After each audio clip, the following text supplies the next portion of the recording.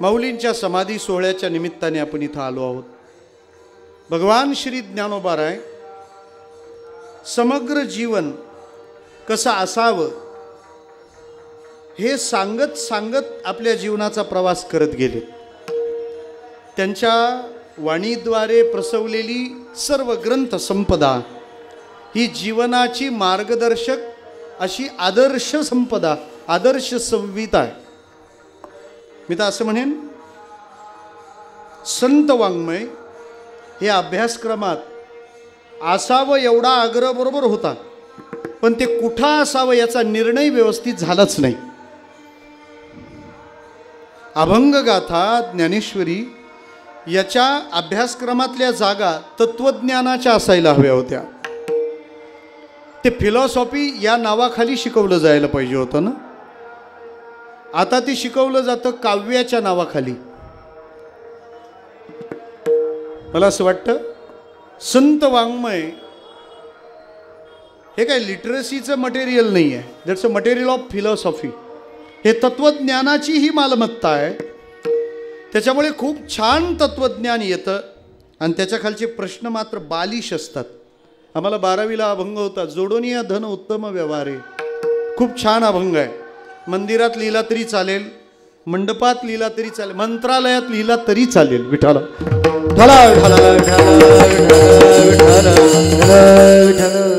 आणि त्याच्या खाली प्रश्न होता, वरील अभंगातील यमक ओळखा। अरे त्याच्यात गमक सांगितले, तू यमक कुठे शोधायला लावतो? झालंच काही तर 1.5 शहाण्याने अभंग कोणते घातले? ऐसे कैसे झाले भोंदू। विठाला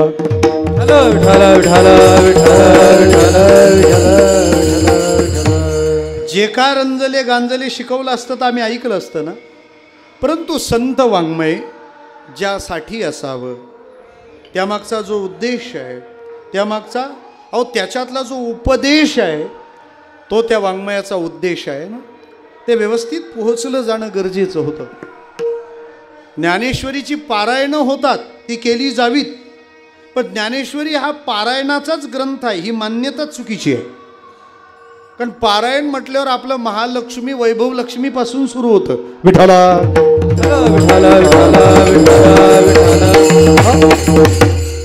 खरं तर ती जीवन संहिता आहे।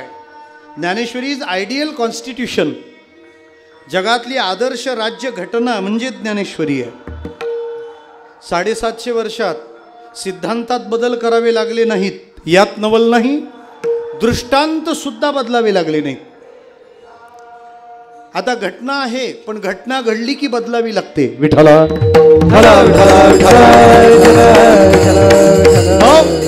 त्यामुळे ती घटना हे पटना। मला म्हणायचं तात्पर्य एवढंच आहे की ज्ञानोबाराय आजीवन आम्ही कसं जगावं, आम्ही कसं वागावं हे सांगत आलेत।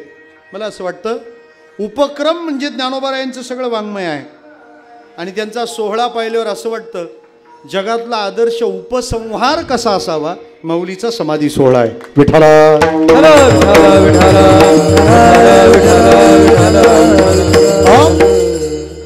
कोणी जर विचारलं की मरावं कसं, मरताना काय करावं, मरून काय करावं, मरण्याच्या आधी काय करावं, या सगळ्याची उत्तरं शोधायला आळंदीला यायला काही हरकत नाही। किंवा आलोच आहोत आळंदीत तर हीच उत्तरं शोधली पाहिजेत। विठाला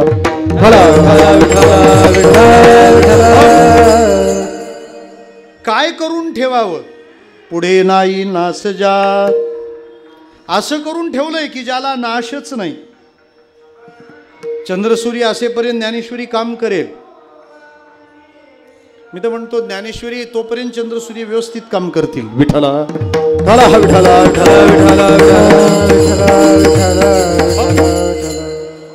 हा चंद्रन सूर्य शब्द ज्ञानेश्वरीसाठी का लावावा?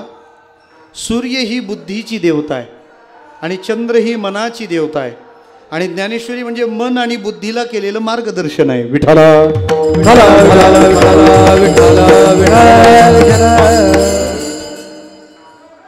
काय करून ठेवावं हे आम्हाला सांगून दिलं। मरताना काय करावं, संपवताना काय करावं, आमचा उपसंहार कसा असावा हेही सांगून ठेवलं। ज्ञानोबारायांचा समाधी सोहळा, कथा, कीर्तन, भजन यानेच संपन्न झाला पाहिजे. खरं तर जे व्यक्तिमत्व जसं असतं त्याचा सोहळा तसाच झाला पाहिजे ना. फक्त महाराष्ट्रातले बेवडे भाग्यवान आहेत की दशक्रियेला प्रवचन त्यांच्या सुद्धा होतात. विठाला नाही तर त्यांचा पराक्रम पाहता दारूच्या पार्ट्या व्हायला पाहिजे होत्या. ज्ञानोबारायांचा समाधी सोहळा भजन कीर्तनानेच का संपन्न झाला पाहिजे?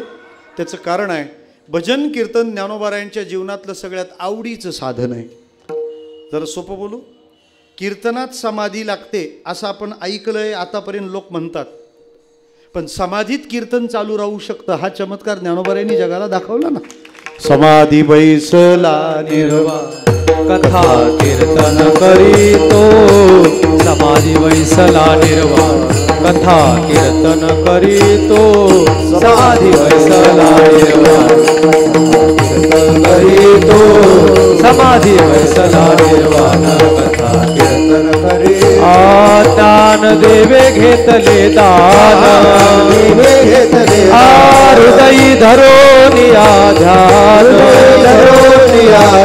समाधी बैसला निर्वाण कथा कीर्तन करीतो, बैसला निर्वाण कथा कीर्तन करीतो, बैसला निर्वाण कथा कीर्तन करीतो, समाधी बैसला निर्वाण कथा कीर्तन करीतो. दान देवे घेतले दान, हृदयी धरोनिया ध्यान, समाधी बैसला निर्वाण कथा कीर्तन करीतो. दान देवे घेतले ज्ञान, हृदयी धरोनिया ध्यान, समाधी बैसला निर्वाण कथा कीर्तन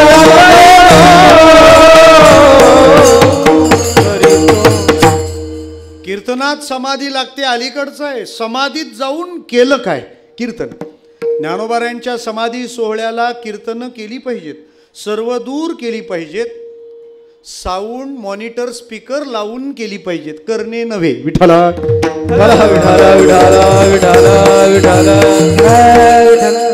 कर्णाचं तसं काय काम आहे हो? हे कर्णोपकरणी तरी पोहोचावं. विठाला विठाला.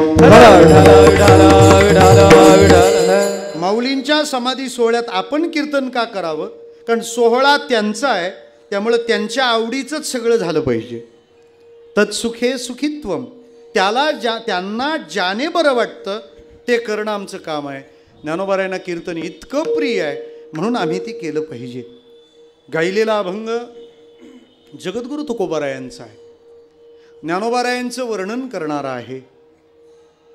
कीर्तनामध्ये वर्णेविषय एकतर भगवंत असावा किंवा तो वर्णेविषय त्या भगवंताची भक्ती करणारे भक्त संत असावेत.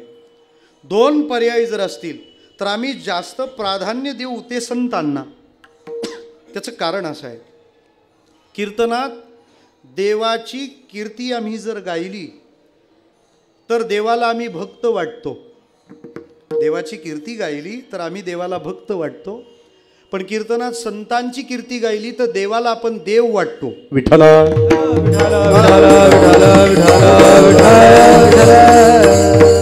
माझ्याकडे पुरावा आहे, पुरावा नसेल तर पुरावा ठेवू नका. आम्ही कीर्तनात देवाची कीर्ती गायली तर आम्ही भक्त वाटतो. करावे कीर्तन मुखी गावे हरीचे गुण, भक्तांचं काम आहे. गुण गाईन आवडी हेची माझी सर्व जोडी. पण त्या कीर्तनात जर संत गायले तर, जर आणखी सोपं बोलू, कीर्तनात देव गायला तर देवाला आपण आवडू शकतो, देवाला आपण आवडतो. कीर्तनाची गोडी देव निवडी आपण, कोठे नका पाहू करा हरिकथा तेथे अवचिता सापडेल. कीर्तनात देवाला गायलं तर देवाला आपण आवडू लागू. पण कीर्तनात संत गायले तर देवाला आपण जीवापेक्षा जास्त आवडू. विठ्ठला विठ्ठला विठ्ठला विठ्ठला विठ्ठला. तेही प्राणा परवते आवडती मज निरुते, जे भक्त चरित्राते प्रशंसिती. एक दुसरी महत्त्वाची बाब, मी जे आधी विधान केलं आहे की आम्ही देवाचे गुण गायले तर आम्ही भक्त ठरतो, देवाचे भक्त ठरतो. पण आम्ही संतांचे गुण गायले तर आम्ही देवाचे देव ठरतो. ज्ञानोबाराय फार गोड वर्णन करतात. काय ज्ञानोबाराय म्हणतात? पै प्रेमळाची वार्ता जे अनुवादिती पंडुसुता, ते मानू परमदेवता आपुली आम्ही. नुसता देव नाही, पू विठ्ठला विठ्ठला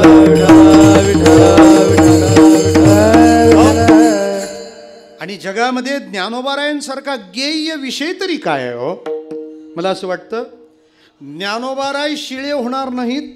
ज्ञानोबारायांनी जे केलंय, जे गायलंय ते सुद्धा कधी शिळं होणार नाही. अजून कोणी म्हणत नाही की ते दरवेळेला रूप पाहता लोचनीनेच का सुरुवात करता. जरा लोचनी दुसरं काही पहा, चालेल दुसरं रूप नाही. पण DJ वाल्यांना वरातीसाठी दरवर्षी नवीन गाणं आणावं लागतं. शिळं होतं ते. विठ्ठला विठ्ठला विठ्ठला सैराटच्या पुण्यतिथ्या होऊन गेल्या, आता ते उरलं नाही.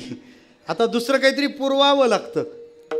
त्यामुळे ज्ञानोबारायांसारखं गेय जगात काही नाही. त्यांना गावं आणि संतांसकट देवापर्यंत सर्वांची एकाच वेळी कृपा संपादन करावी. मला असं वाटतं त्या ज्ञानोबारायांपेक्षा गाण्यासारखं दुसरं आहे काय? एक, आम्ही आलोय ज्ञानोबारायांवर प्रेम आहे म्हणून, आणि आम्ही आलोय ते प्रेम वाढावं म्हणून सुद्धा. विठ्ठला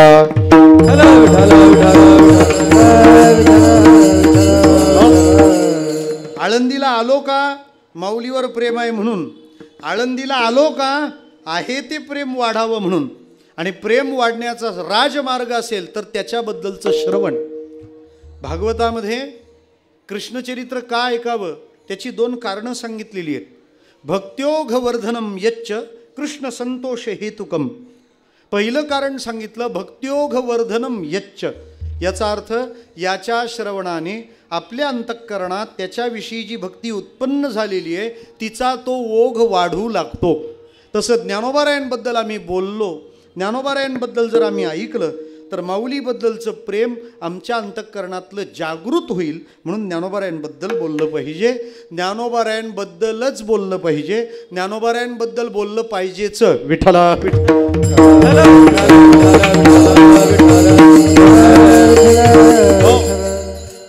गायलेल्या अभंगाला म्हटली तर थोडी प्रासंगिक पार्श्वभूमी आहे, परंतु जगद्गुरु तुकोबारायांची रचना आहे ती, वचनं आहेत ती, कुठेही कुठेही कशीही मांडावी ती त्याचा परिणाम मात्र दाखवल्याशिवाय राहत नाही. पण पार्श्वभूमीचं अवलोकन फार मौजेचं आहे, गमतीचं आहे. अभ्यासक, संशोधक, इतिहास तज्ज्ञ मागचा आढावा घेणाऱ्या सगळ्यांच्या मतानुसार बीड प्रांतातला एक ब्राह्मण काही भौतिक कामना अंतःकरणात धारण करून पंढरपूरला अनुष्ठानाला बसला. कामना गौण होत्या, पण त्या कामना त्याला ज्याच्याकडे घेऊन आल्या ती जागा मात्र उंचीची होती. मला असं वाटतं कामना उंचीची नसली तरी चालेल, पण त्या घेऊन आम्ही जिथे पोचतो ती जागा उंचीची पाहिजे. आमच्या कामना चांगल्या असतात, जागा उंचीची नाही इंचीची असते. विठ्ठला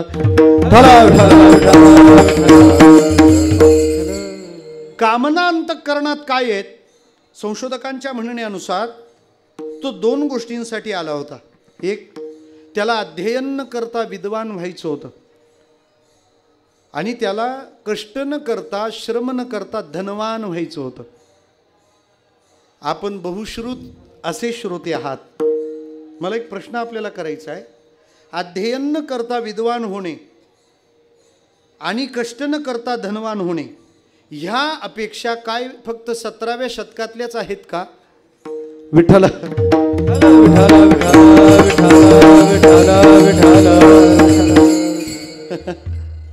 अध्ययन न करता विद्वान व्हायचं आणि कष्ट न करता धनवान व्हायचं आहे. कष्ट न करता धनवान होण्याची इच्छा आहे म्हणून लोक लॉटरी फुटायची वाट पाहतात, आणि अध्ययन न करता विद्वान व्हायचं आहे म्हणून पेपर फुटतो. विठ्ठला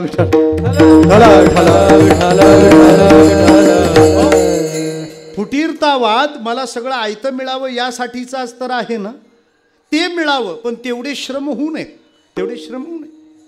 आमच्याकडे तर शेतकरी आधी त्या समृद्धी हायवेला विरोध करत होते, अजिबात जाऊ द्यायचं नाही, येऊ द्यायचं नाही. जेव्हा रेडी रेकनरच्या 5 पट पैसे द्याल ते म्हणतात थोड्याशा बांधावरून तरी न्या विठाला. पैशानी बांधा एवढा बदलतो की बांधावरून तरी जाऊ द्या म्हणतो. कष्ट करायचे नाहीत, परंतु धनवान व्हायचं आहे. पंढरपूरला जाऊन बसला, पण विठोबाने सांगितलं इथं काही मागूच नको, इथं थांबूच नको, तो आळंदीला जा. पंढरपूरहून त्या बीडच्या ब्राह्मणाला, अनुष्ठान करणाराला विठोबाने आळंदीला पाठवलं. आळंदीला आल्यानंतर तो इथं धरणं धरून बसला. इथं धरणं धरून बसल्यानंतर ज्ञानोबारायांनी तिथं नाही ठेवलं, ते म्हणाले तू देऊला जा. खरं तर त्याच्या या फरफटीनेच त्याच्या भावनांना थोडं खाली आणलं. मग तो आळंदीहून निघाला जायला. का बरं असं झालं असावं? त्याचं कारण शास्त्रीजी मला असं वाटतं बरं का, की ज्ञानोबारायांना माहिती आहे विठोबानी माझ्याकडे पाठवलं आहे, माझं महत्त्व, माझी महत्ता याला कळाली आहे, याला आकलन झालं आहे. पण हा ज्या काळात आहे त्या काळातली एक महत्तम अशी विभूती ती याला माहीत झाली पाहिजे, त्याने याचं हित होईल, त्या विभूतिमत्वाविषयी याच्या अंतःकरणामध्ये आदर निर्माण होईल. त्यामुळं तुकोबारायांचं महिमान याला समजलं पाहिजे म्हणून तिकडे पाठवून दिलं. मी मोठा आहे हे कळाल्यानंतर माझ्यासारखी बरीच मोठी माणसंही समाजात आहेत, त्यांचा परिचय समाजाला झाला पाहिजे, ही त्यांची जबाबदारी आहे, ज्यांचं मोठेपण समाजाला कळलेलं आहे. विठ्ठला विठ्ठला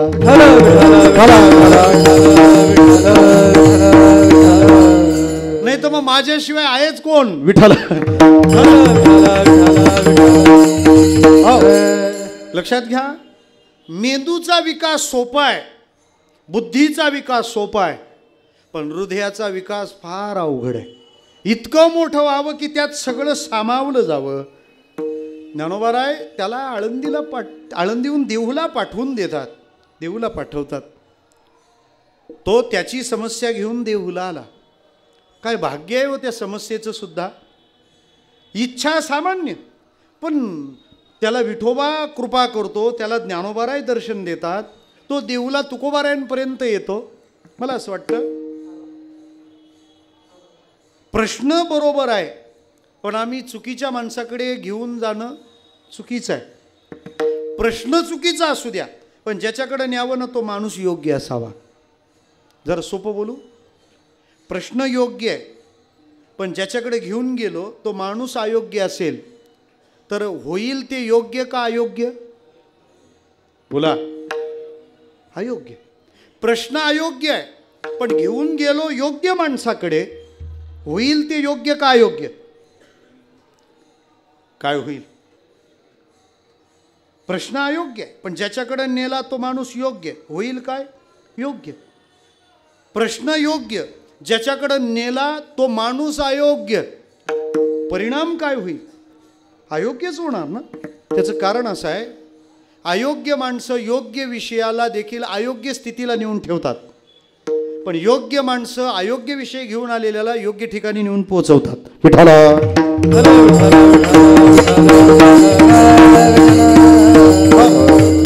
प्रश्न सामान्य, पण पोहोचला घेऊन कुठे? तुकोबारायांपर्यंत. तुकोबारायांपर्यंत तो पोहोचल्यानंतर त्याने त्याची कैफियत मांडली. तुकोबारायांनी त्याला उत्तर दिलंय. त्या उत्तराचं प्रकरण 31 अभंगांचं आहे. त्या 31 अभंगांमध्ये काही अभंगांचे स्तर आहेत. काही अभंगांमध्ये जगद्गुरु तुकोबाराय त्या धरणेकऱ्याला माऊलींनी आपल्याकडे पाठवलं, या कल्पनेने, या भावनेनं त्यांचं हृदय भरून आलंय. आणि त्या भरलेल्या हृदयाने अगदी प्रेमाने रसरसलेले, ओथंबलेले शब्द बाहेर पडलेत, असे काही अभंग आहेत. एक. दुसरी बाब, भावना बाजूला ठेवली आणि ही केस माझ्या कोर्टात माऊलीने पाठवली आहे, त्यामुळे याला मार्ग दाखवणं माझं कर्तव्य आहे. तुकोबाराय उपदेशकाच्या भूमिकेतून काही अभंग बोलले. त्याने ते नाही ऐकलं, त्याबद्दल त्याच्याविषयीचा त्रागा काही अभंगातून व्यक्त केला. आणि हा इथं येऊन सुधारला नाही, कारण हा जिथून आला तिथंच त्याच्यावर कृपा व्हायला पाहिजे होती. त्या जागेबद्दलचे काही अभंग आहेत. विठ्ठला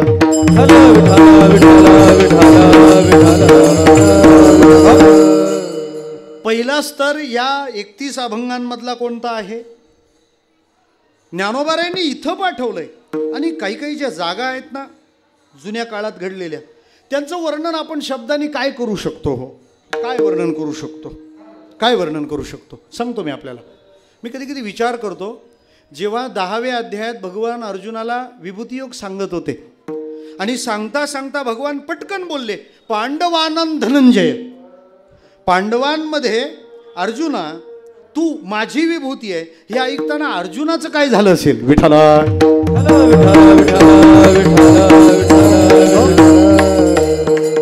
अर्जुना पांडवांमध्ये तू माझी विभूती आहे हे ऐकल्यावर अर्जुनाला जे वाटलं असावं, धरणेकरी ज्ञानोबारायांनी आपल्याकडे पाठवला, तुकोबारायांनाही तेच वाटलं असावं.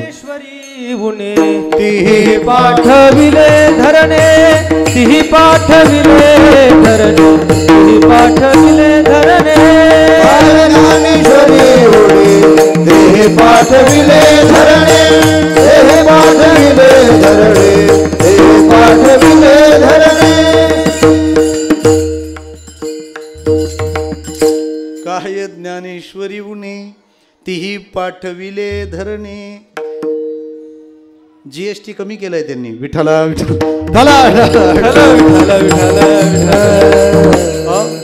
नाही तर कधी कधी कीर्तनात असा योग येतो ना, असं वाटतं पहिली चाल म्हणजे GST 18चा 36% झाला का काय. विठ्ठला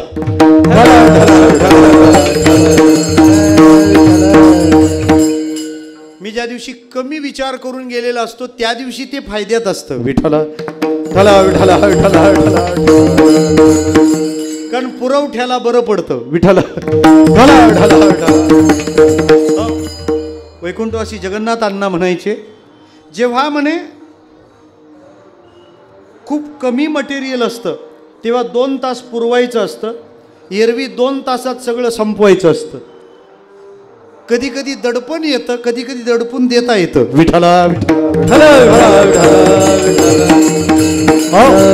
काय ज्ञानेश्वरी उणे तिही पाठविले धरणे. ज्ञानोबाराय माझ्याकडे पाठवलं आपण. अहो माझी जागा ती काय? पायीची वाहन पायीवरी. ज्ञानोबारायांच्या प्रतीच्या श्रद्धा भावना हा या प्रकरणाचा पहिला स्तर आहे. दुसरा स्तर, आता तुकोबाराय ती केस हातात घेतात आणि त्याच्यावर उपदेशाचा मारा सुरू करतात. त्याच्या सगळ्या बाजूला जगद्गुरू तुकोबारायांचा उपदेश फिरलाय. पहिल्यांदा तर त्याच्या भूमिकेवरच फिरला. अरे काही उडूसा विचार घेऊन इथं आलास, संकोचोनी काय झालासी लहान, घेई पोषण ब्रह्मांडाचे. अरे मोठा विचार कर, स्वतःला पसरव, स्वतःला मोठं कर. खरं तर तो आला होता ज्ञानी पंडित होण्यासाठी, पण तुकोबारांनी त्याचा मार्गच बदलला. नको काही पडो ग्रंथाची भरी. कशाला या ग्रंथांच्या मागे लागतो? तू भजन कर, गोविंद गोविंद मना लागली या छंद. हे सगळं चाललं होतं, पण त्याला ते पटेना. त्याला न पटण्याची बरीच कारणं सांगितली आहेत. पहिलं कारण हे आहे, त्याचा पिंड होता खूप आपण अभ्यास करावा, ज्ञानी म्हणून मिरवावं. ज्ञानी म्हणून मिरवण्याच्या इच्छेनं आलेल्याला तुकोबाराय म्हणतात जपमाळ घेन भजन कर. इथं गडबड झाली. तो म्हणतो मी आहे ब्राह्मण आणि हे तर याती शूद्र, बरा देवा कुणबी केलो. हाही विचार त्याच्या मनात आला. त्यामुळं श्रद्धा त्या उंचीची राहिली नाही. खरं तर त्या धरणेकरी ब्राह्मणाला कळायला पाहिजे होतं. आपली परंपरा सांगते सुतजीनी प्रवचन करावं, शौनकानी ऐकावं. विठ्ठला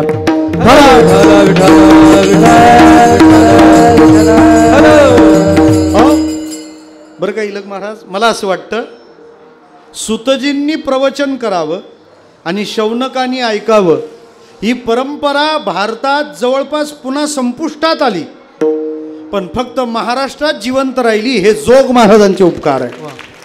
हा जोग महाराजांनी ती भागवती परंपरा सुरू ठेवली. अरे पाटील सांगतो न कुलकर्णी ऐकतो. विठ्ठला विठ्ठला विठ्ठला विठ्ठला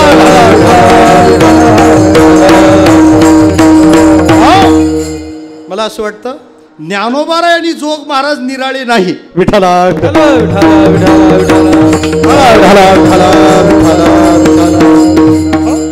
सुतजींनी सांगावं आणि शौनकांनी ऐकावं. महाराज 11 अभंगांमधून त्याला प्रसाद दिला होता. देवाचा प्रसाद एकादश अभंग दिले होते आणि एक नारळ पण दिला होता. तुकोबाराय म्हणतात काय देवा, देवाचे उचित एकादश अभंग महाफल त्याग करुणी गेला, महाफल त्याग करुणी गेला. देवाचे उचित एकादश अभंग महाफल त्याग करुणी गेला, महाफल त्याग करुणी गेला. देवाचे उचित एकादश अभंग, देवाचे उचित एकादश अभंग महाफल त्याग करुणी गेला, महाफल त्याग करुणी गेला. देवाचे उचित एकादश अभंग, देवाचे उचित एकादश अभंग, देवाचे उचित एकादश अभंग, देवाचे उचित एकादश अभंग. तुकोबारायांनी फोकस केलाय तो देवाचे उच्चिष्ट एकादश अभंग. अरे तुला आमच्याकडचं चालत नाही माहिती आहे, पण तुझ्या सोहळ्याला बाधा आली नसती. हे अभंग देवाच्या उष्टी होते. विठ्ठला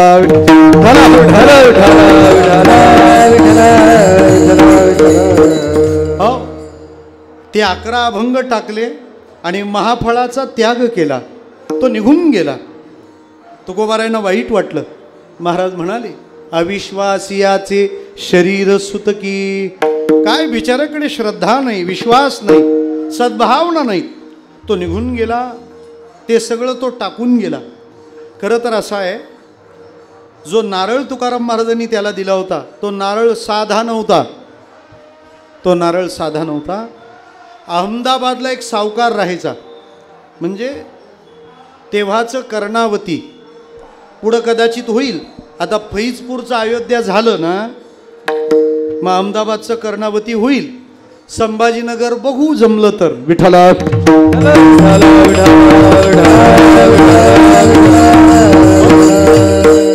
तो अहमदाबादचा सावकार नारळ घेऊन आळंदीला आला.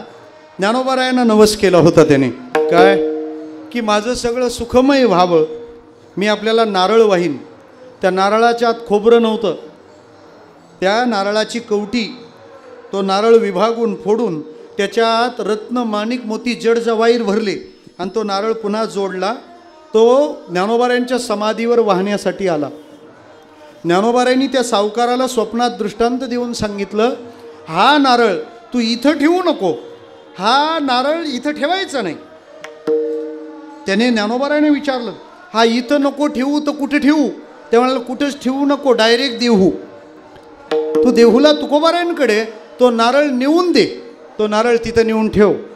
तो नारळ त्या सावकाराने जगद्गुरू तुकोबारायांच्या हाती दिला आणि हा धरणेकरी त्याच वेळेला आला. काही माणसांच्या जीवनामध्ये योग चांगले येतात पण क्षेम होत नाही. विठ्ठला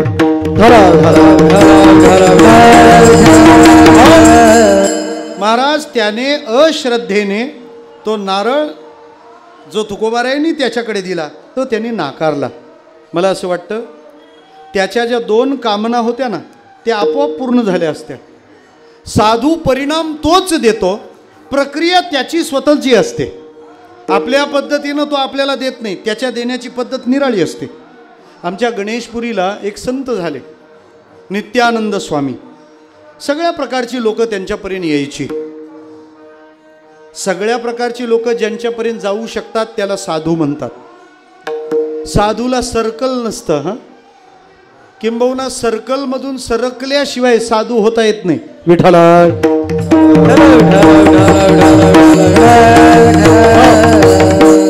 काही लोक म्हणतात आमचा ग्रुप आहे, पण ग्रुपची टोळी कधी होते हे कळत नाही. बरं महाराज त्यांच्याकडे सगळे लोक यायचे. त्याच्यामध्ये ते मटका खेळणारे पण यायचे. त्यातली रत्न तुम्हाला कळतील याची मला खात्री आहे. आता ते लोक यायचे, स्वामीजी काही म्हणायचे नाही, पण ते आले की त्यांना ते आवडायचं नाही. काय असतं, साधूला सगळी माणसं सारखीच असतात, पण तो जे देण्यासाठी आलेला आहे ना, ते घेणारे आले तर त्याला बरं वाटतं. विठ्ठला कारण साधूची जी आभा असते, जे वलय असतं, तिथं सगळं असतं. तुम्हाला पैसा पाहिजे पैसा मिळेल, तुम्हाला मान्यता पाहिजे मान्यता मिळेल, तुम्हाला ऐश्वर्य पाहिजे ऐश्वर्य मिळेल, प्रसिद्धी पाहिजे प्रसिद्धी मिळेल. पण ते येऊन बसलेत काय देण्यासाठी हे आम्हाला कळलं पाहिजे. ब्रह्मचैतन्य गोंदवलेकर महाराजांचं एक वाक्य आहे, ते म्हणायचे, मी दुकान घातलंय मोत्या हिऱ्याचं आणि माझं गिराईक सगळं जिऱ्या मिऱ्याचं. विठ्ठला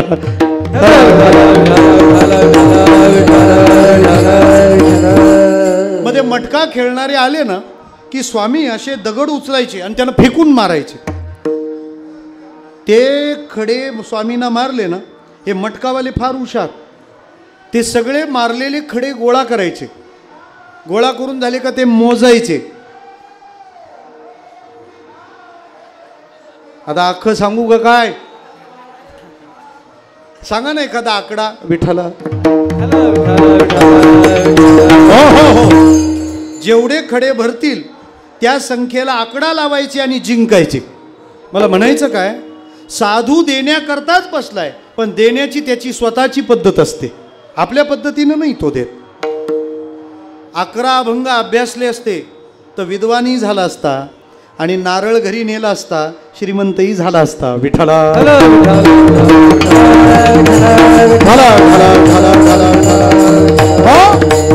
पण अविश्वासाने घात केला म्हणून परमार्थाचं भांडवल तरी गाठी विश्वास. परमार्थाचं भांडवल आहे विश्वास. महाराज, तो नारळ त्याने नाकारला. तुकोबारायांनी तो नारळ कोंडोबा नावाच्या एका निष्ठावंत वारकऱ्याला दिला. त्याचा परिणाम त्या 11 अभंगाने तो विद्वान झाला आणि नारळ मिळाल्याने श्रीमंत झाला. प्रसाद होता कोणासाठी आणि मिळाला कोणाला? विठ्ठला विठ्ठला. इथपर्यंत झालं, पण तरी ज्ञानोबारायांच्या त्या स्थानाबद्दल भूमिकेबद्दल तुकोबारायांच्या मनात एक खदखद राहिलेली होती. अरे बिचारा तो धरणेकरी आला, ज्ञानोबारायांनी माझ्याकडे पाठवलं होतं, पण मी त्याला नेमकं ते नाही देऊ शकलो जे त्याला द्यायला पाहिजे होतं, जे त्याने मिळवायला पाहिजे होतं. खरं तर तो पंढरपूरहून आळंदीला आला, आळंदीहून देहूला आला. देहूलाही व्यवस्था होती, 11 अभंग आणि नारळ. काम झालं नाही. अविश्वासी माणूस कुठेही जाऊ द्या, काम होत नाही महाराज. कारण तुकोबारायांचं एक वचन आहे, विश्वास या घडे लाभ. लाभ त्यालाच घडतो ज्याला विश्वास आहे. विश्वास आहे. कोरोनात तेच वाचले ज्यांना विश्वास होता की माऊलीच्या समाधी सोहळ्याला मी जाईन. तो विश्वास नव्हता, त्यांचे समाधी सोहळे झाले. विठ्ठल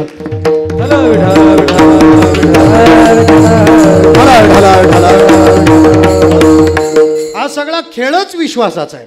खेळच हो. सकळ जीवाचा करीतो सांभाळ, तुझं मोकलीला ऐसे नाही. हा विश्वास, हा विश्वास पाहिजे. आता श्वास सुद्धा विश्वासावर टिकलाय ना. म्हणजे आळंदीत देहूत त्याची व्यवस्था होती. 11 अभंग होते, नारळ होता. विद्वान झाला असता, धनवान झाला असता. तुकोबाराय म्हणतात, अरे देहूतच व्यवस्था होती अशी थोडी आहे. त्याच्या या अपेक्षांची व्यवस्था आळंदीत सुद्धा होती. कारण जिथून तो आला होता तिथं काय नव्हतं. जयाची द्वारे सोन्याचा पिंपळ,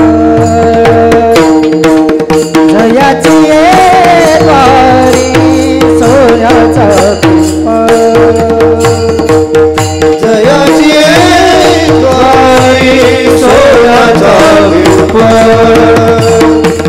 जयाची द्वारे सोन्याचा पिंपळ, जयाची द्वारे सोन्याचा पिंपळ,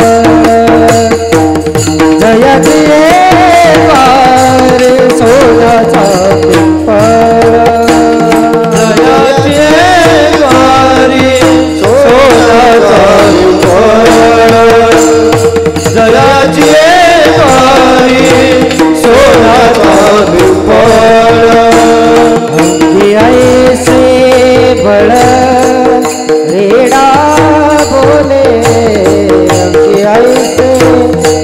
बळ रेडा करील ते काय नोहे महाराज करील ते काय नोहे महाराज ऐसे बळ रेडा बोले अंगी ऐसे बळ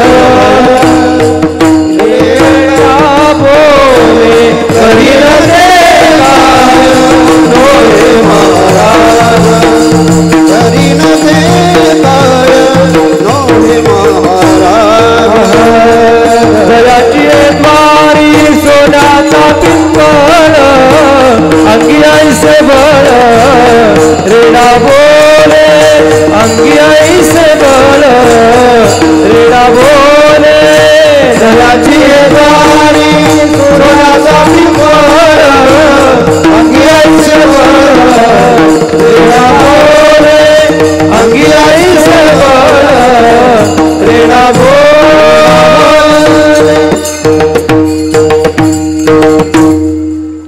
इलक शास्त्री नाही ते आलक शास्त्री आहेत. जयाची द्वारी सोन्याचा पिंपळ अंगी ऐसे बळ रेडा बोले. अजून ऐका त्या 31 अभंगांमध्ये जेवढ्या अभंगात तुकाराम महाराजांनी ज्ञानोबारायांचं वर्णन केलंय त्या वर्णनामध्ये 2 प्रकारची वर्णन आहेत. एक ज्ञानोबारायांशी बोलताना केलेलं ज्ञानोबारायांचं वर्णन आणि दुसरं इतरांशी बोलताना ज्ञानोबारायांच्या अनुपस्थितीत केलेलं ज्ञानोबारायांचं वर्णन. 2 आणखीन 2 प्रकार आहेत. ज्ञानोबारायांचं नाव घेऊन केलेलं वर्णन, ज्ञानोबारायांचं नाव न घेता केलेलं वर्णन. विठ्ठला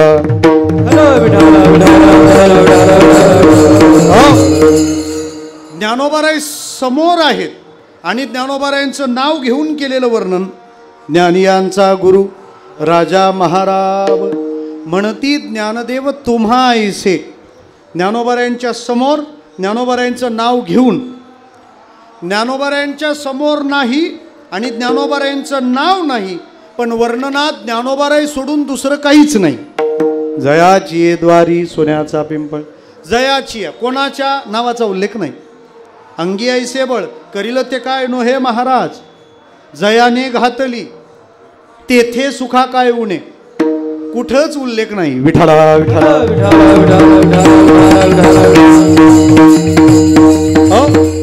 पण वर्णन इतकी बिनचूक आहेत की तिथे दुसरा पर्यायच उभा राहत नाही.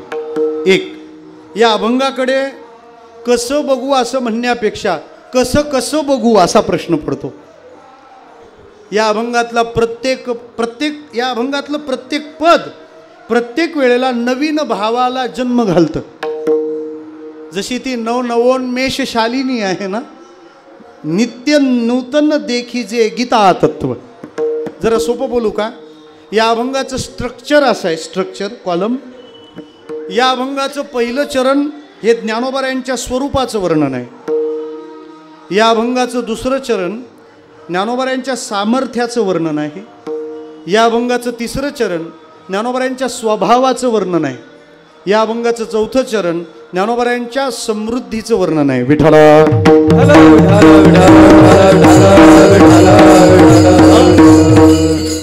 अंगी ऐसे बळ रेडा बोले. जयाचे द्वारी सोन्याचा पिंपळ हे स्वरूप आहे. करील ते काय नोहे महाराज हे त्यांचं सामर्थ्य आहे. जयाने मुक्तीची गवांदी घातली, वैष्णवांची मांदी मिळविली हे स्वभावाचं वर्णन आहे. तेथे सुखा काय उणे हे समृद्धीचं वर्णन आहे. जरा आणखी एक सोपं बोलू का? ज्ञानोबारायांच्या आवडीचा विषय कृष्ण आणि तुकोबारायांच्या आवडीचा विषय ज्ञानोबाराय. विठ्ठला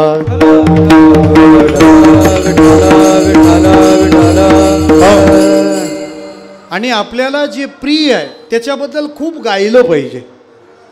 आपण कीर्तनात हरिगुण का गायले पाहिजे? तो आम्हाला आवडतो म्हणून मगाशी गुण गायीन आवडी. आणि गात असताना गुणगान करत असताना थोडं कौशल्य असलं पाहिजे. वर्क विथ स्किल, कौशल्य पाहिजे. किंबहुना जगद्गुरु तुकोबाराय देवाला असं म्हणाले होते, देवा मला तुझ्याबद्दल बोलायचं आहे ते घेऊन नाही बोलणार, बोलण्यासाठी जे पाहिजे ते तू मला द्यायचं. ऐसे देई प्रेम काही कळा, ऐसे देई प्रेम काही कळा, ऐसे देई प्रेम काही कळा. माझी वाणी तुझे वर्णी गुणनाम, तुझे वर्णी गुणनाम, माझी वाणी तुझे वर्णी गुणनाम, तुझे वर्णी गुणनाम. ऐसे देई प्रेम काही कळा, प्रेम काही कळा, ऐसे देई प्रेम काही कळा. ऐसे देई प्रेम काही कळा. दोन गोष्टी लागतात, लव अँड स्किल, प्रेम आणि कला. दोन गोष्टी का लागतात? कारण कीर्तन जे चालू असतं ना, तिथं कीर्तनकाराच्या समोर दोघे जण असतात. एक बाहेर बसलेला श्रोता असतो आणि एक हृदयात बसलेला भगवंत असतो.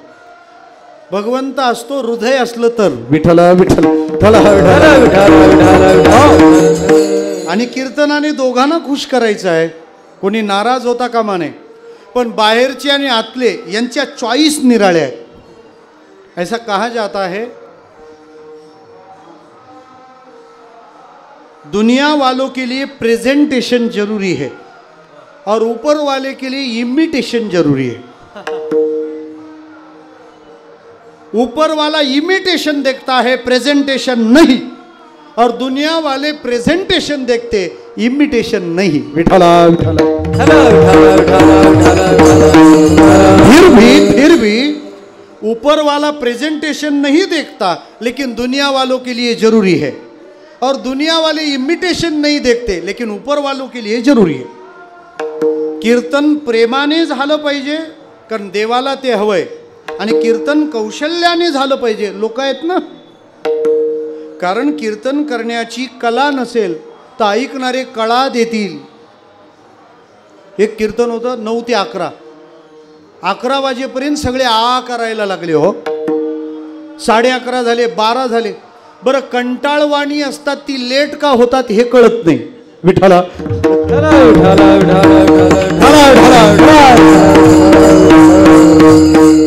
जे ऐकावंसं वाटतं ते लवकर संपतं. काय गंमत असेल ती असो. मला म्हणायचं काय, कंटाळवाणं आहे ते फार टिकतं. मला फक्त आध्यात्मिक विषयाबद्दल बोलायचं, याला राजकीय रंग देऊ नका. विठ्ठला विठ्ठला विठ्ठला हो, 11:30 12 झाले. शेवटी मागून एक म्हातारा माणूस दंडुका घेऊन उठला. तो उठल्यानंतर कीर्तनकाराला टेन्शन आलं, काला अजून पुढं आहे, आताच अंडी फोडतो का काय हा. कीर्तन थांबवून त्याने विचारलं, हो बाबा काठीवाले, काय काय नाही म्हणे, तुमचं कीर्तन चालू द्या. हो, माझं चालू द्या, पण तुम्ही काठवी घेऊन, तुम्हाला नाही. अरे मला नाही, मग कोणाला? तुम्हाला तारीख कुणी दिली त्याला शोधतो म्हणे. 11:30 पावणे लोक झोपू लागले, अजून काय चालले. म्हणजे वर्णनामध्ये भाव असावा आणि वर्णनामध्ये कौशल्य असावं. 700 श्लोकांचा अर्थ सांगताना 9033 ओव्यात सांगितल्या, 3500 दृष्टांत घातले. विठ्ठला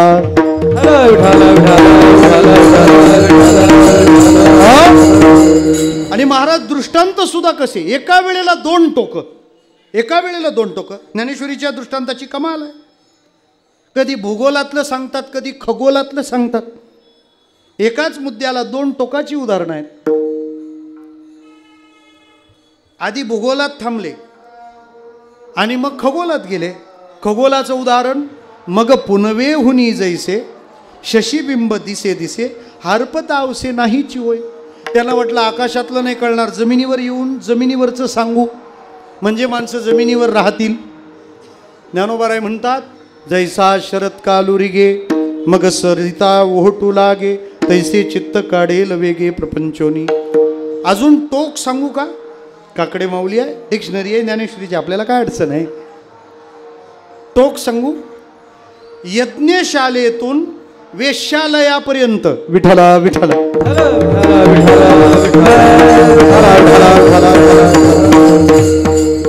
काय माऊलींची कमाल आहे. दोन्ही टोकाला विषय कळले पाहिजेत. जैसा वेश्या भोगी कवडा वेचे मग दारही चेपू नये तियेचे. कुठे आहेत ज्ञानोबाराय वर्णनात? वेश्यालयामध्ये.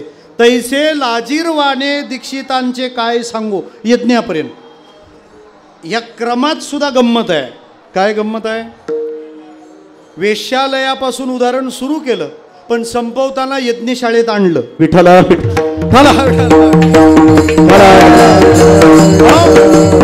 उगाच नाही तुकोबाराय म्हणाले, तुका म्हणे नेणे युक्तीची ते. मला एक जण म्हणाला, महाराज चला माझी आळंदीतली खोली दाखवतो. मी म्हटलं अरे आळंदीत खोली असणं वेगळं आणि आळंदीची खोली कळणं वेगळं.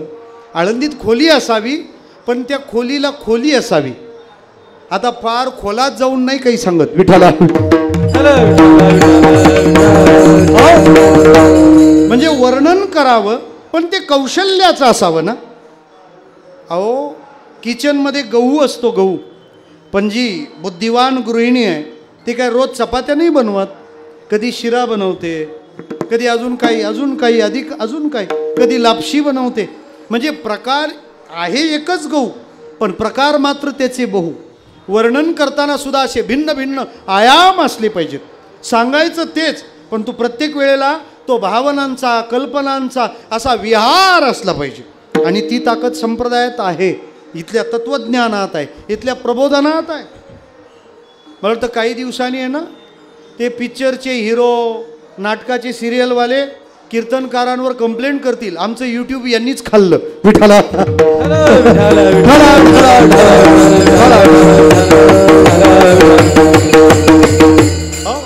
मला म्हणायचं काय, अहो पिक्चरच्या गाण्यांमध्ये रमलेली माणसं आज कीर्तनकाराची, अहो काय आमच्या इलग महाराजांनी रूप पाहत आलोचनी गायलं, सगळ्यांना वेडं करून टाकलं.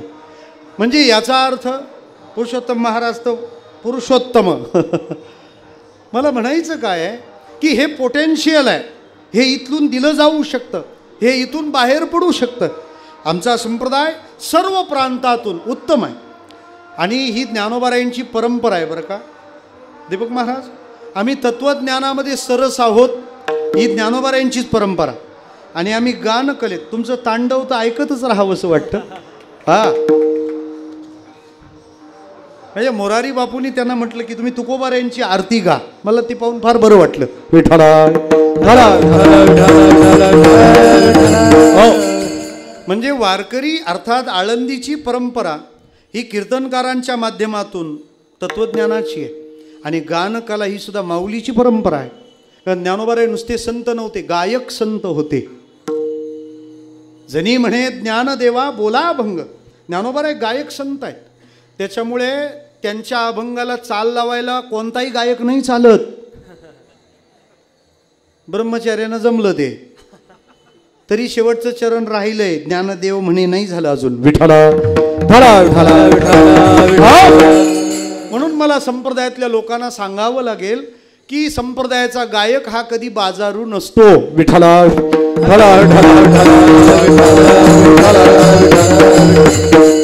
फार जुनी लोक गायकांबद्दल चांगलं बोलायची. विठ्ठला कारण शंकर महाराज खंदारकरांनी जे गाथा भाष्य लिहिलं ना वाणी महाराज, त्याची अर्पण पत्रिका अशी लिहिली, हे समग्र गाथा भाष्य ज्या टाळकऱ्यांनी आपल्या गोड गळ्यानं ही अभंगवाणी महाराष्ट्रभर घुमवली त्या टाळकऱ्यांना समर्पित. विठ्ठला विठ्ठला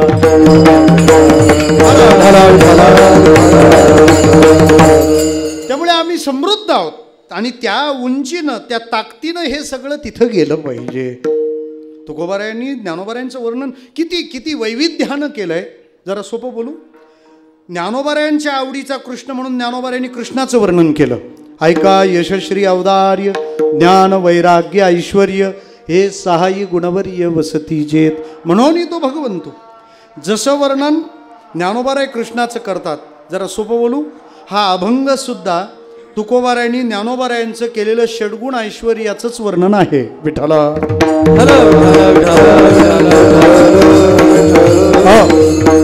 मी सांगतो या अभंगात तुम्ही फक्त लक्षात ठेवायचं, त्याच्यासाठी लक्ष आत ठेवा, बाहेर नको. विठ्ठला षडगुणातला पहिला गुण कोणता बोला, म्हणजे पोहोचतंय असं मला पोहोचेल. पहिला गुण आहे यश, म्हणजे यश आलं आता पोहोचवण्यामध्ये. या अभंगात मेळविली मांदी वैष्णवांची हे ज्ञानोबारायांचं यश आहे. जयाची द्वारी सोन्याचा पिंपळ ज्ञानोबारायांची काय श्री लक्ष्मी आहे. यश श्री पुढे ऐका, ज्ञानोबारायांचं यश की त्यांनी वैष्णवांची मांदी मिळवली. ज्ञानोबारायांच्या जवळची श्री सोन्याचा पिंपळ दारात आणला. यश श्री औदार्य मुक्तीची गवांधी.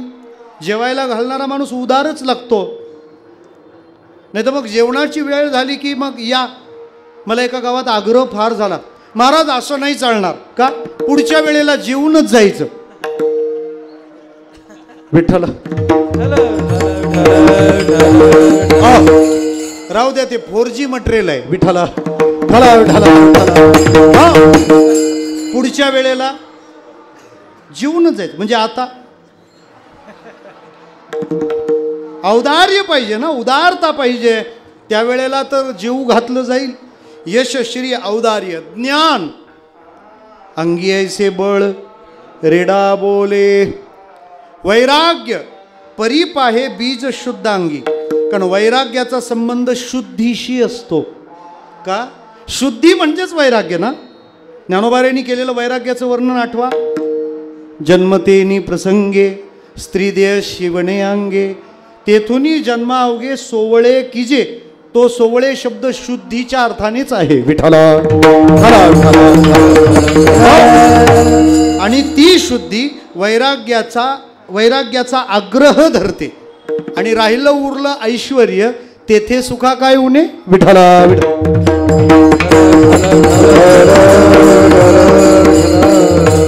हो.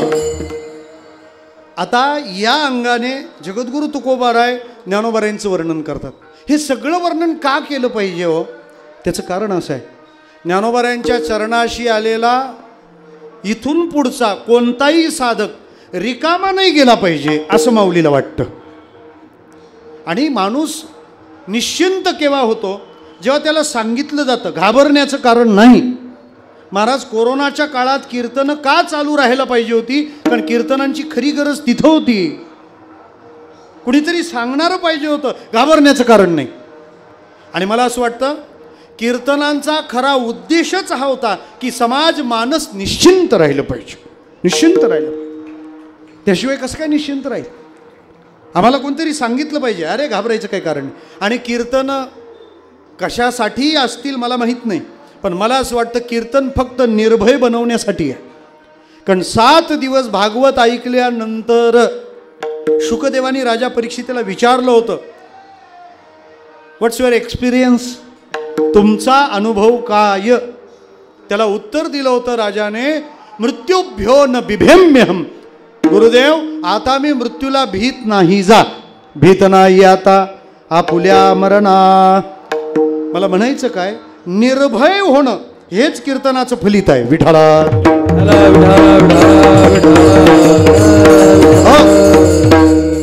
पण ते कीर्तन चालू केलंच नाही.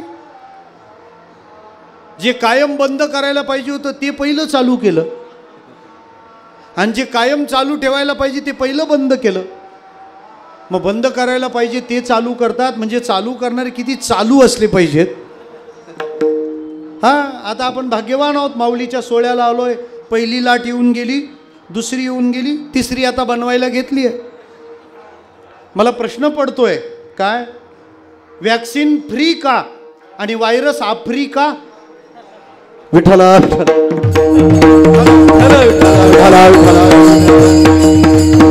मला वाटतं काही दिवसांनी लोक भांडणाला हेच वापरतील. पूर्वी युद्धासाठी वीर रस लागायचा, आता व्हायरस पुरतो. विठ्ठला विठ्ठला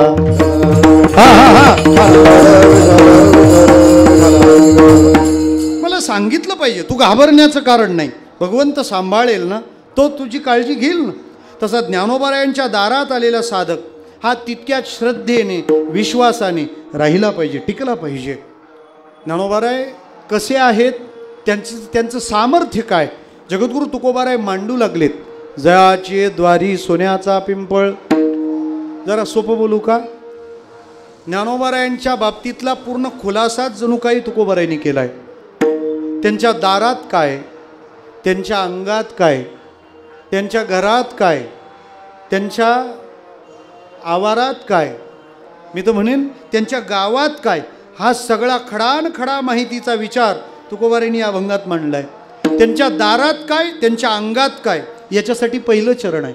दारात काय, सोन्याचा पिंपळ. अंगात बळ आहे कोणतं, की रेडा वेद बोलतो. तो जो आला होता ना, धनवान व्हायचं आहे, पहिली इच्छा पहिल्या अर्ध्या चरणात झाली असती का? ज्यांच्या दारात सोन्याचा पिंपळ आहे, तुला तसं राहू दिलं असतं का?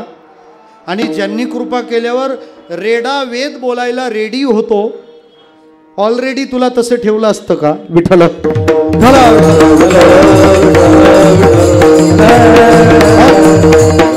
सुरुवात केली ती दारापासून. जयाची दारी सोन्याचा पिंपळ. जर आणखी सोपं बोलू का? एखादा आध्यात्मिक क्रांतीचा नेता कसा असावा? हु इज स्पिरिच्युअल, काय म्हणतात, लीडर ऑफ स्पिरिच्युअल रिव्हॉल्युशन. अध्यात्मात जर क्रांती होत असेल तर तिचा नेता कसा पाहिजे, त्याच्या अंगी काय काय असावं, त्याच्या सगळ्या खुणा आहेत. हा अभंग गुणांचा नाही, खुणांचा आहे. विठ्ठला विठ्ठला. आणि ज्ञानोबारायांचं गुणांपेक्षा खुणांवर फार प्रेम आहे, म्हणून व्यासांच्या का होईना पण सांगितल्या खुणा. विठ्ठला विठ्ठला.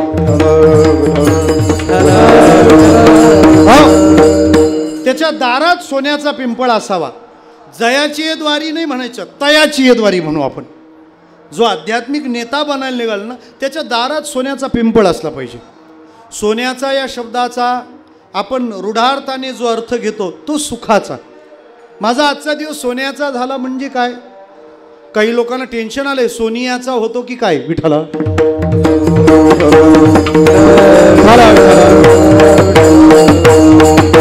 काही अडचण नव्हती, पण प्रश्न आहे पप्पू. विठ्ठला.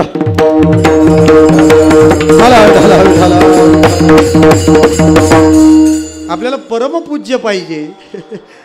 सोन्याचा पिंपळ म्हणजे सुखाचा. याचा अर्थ काय? ज्यांच्या दारात सुख वसतील आहे महाराज. हो, संताची गावी प्रेमाचा सुकाळ. तिथं प्रेम आहे, तिथं सुख आहे, तिथं प्रेम सुख आहे असं म्हणा पाहिजे. तर सोन्याचा पिंपळ म्हणजे सुखाचा पिंपळ. एक दुसरी महत्त्वाची बाब, ज्ञानोबारायांच्या दारामध्ये सोन्याचा पिंपळ आहे. सोनं हा शब्द ज्ञानोबारायांनी ज्ञानेश्वरीमध्ये जेव्हा त्यांना मोक्ष सांगायचा होता तेव्हा जोडीला उपमेला वापरलाय. कैवल्य कनकाची दाना, जोन कडसी थोरा साना, की द्रष्ट्याची दर्शना पाढावू जो. उत्तम साहित्याला ज्ञानोबाराय सोनच म्हणतात ना. साहित्य सोनियाची खाणी. जयाचे द्वारी सोन्याचा पिंपळ. याचा अर्थ तो मोक्षाचा पिंपळ आहे, सुखाचा पिंपळ आहे. दोन अजून सोपं सांगू का? सोन्याचा पिंपळ आमच्याकरता सोन्याचा आहे, कारण ज्ञानोबारायांसारखं सोनं आम्हाला त्या पिंपळांनी दिलंय. विठ्ठला विठ्ठला.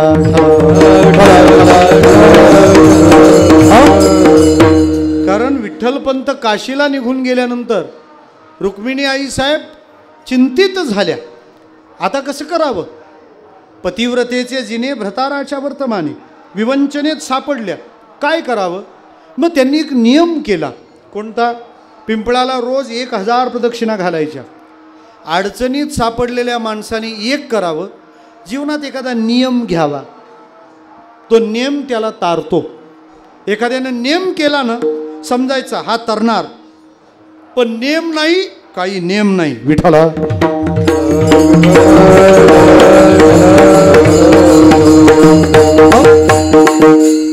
संत भरवशाने राहिलेत, कारण नेम आहेत. एक सरे केला नेम, एक सरी केला नेम, एक सरी केला नेम, एक सरी केला नेम. देवा दिले क्रोध काम, देवा दिले क्रोध काम, देवा दिले क्रोध काम, देवा दिले देवा दिले जोड काम, देवा दिले जोड काम. एक सरे केला नेम, देवा दिले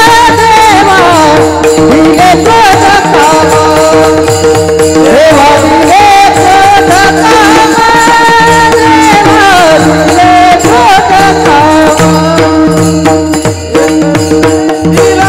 क्रोध काम. देवा दिले क्रोध काम, देवा दिले क्रोध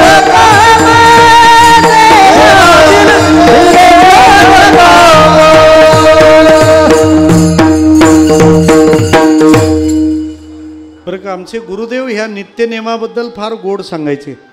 ते म्हणायचे नित्यनेम म्हणजे काय. आता आम्ही दिलं सांगून 5 अभंग या ओव्या, 10 ओव्या त्या वाचा, 5 अभंग वाचा, टिळा लावा, थोडं बसून राहा, झालं की झाला नेम. आपला एवढाच नेम असतो. माणसांनी नेम करावा, पण काहींचा नेम फार त्रासदायक असतो.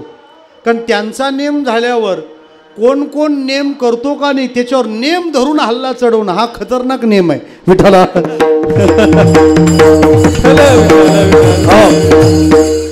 सोमवार उपवास आहे ना, आजच ताज्या बातम्या. सोमवार करावा, पण कुणी कुणी केलाय कुणी कुणी नाही केलं ह्या तपासण्या सांगितल्यात कुणी. हे सोमवार करणारे फार त्रासदायक राहतात. कारण त्यांनी केल्यानंतर कोणी केलं नाही त्याला ते शोधत हिंडतात. सोमवार करत नाही, सोमवार करत नाही. अरे हो ना, महादेव काहीच बोलले नाही, हा नुसता त्रिशूळ घेऊन धावतो. विठ्ठला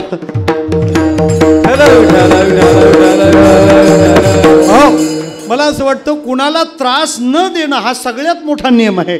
तो तेवढा करावा. नुसतं यावर नेम धर त्याच्यावर नेम धर, तुझा तू नेम कर की नेम धरू नको, करून बघ.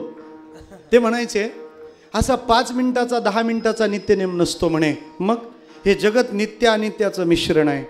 जगत आहे अनित्य, तो परमात्मा आहे नित्य.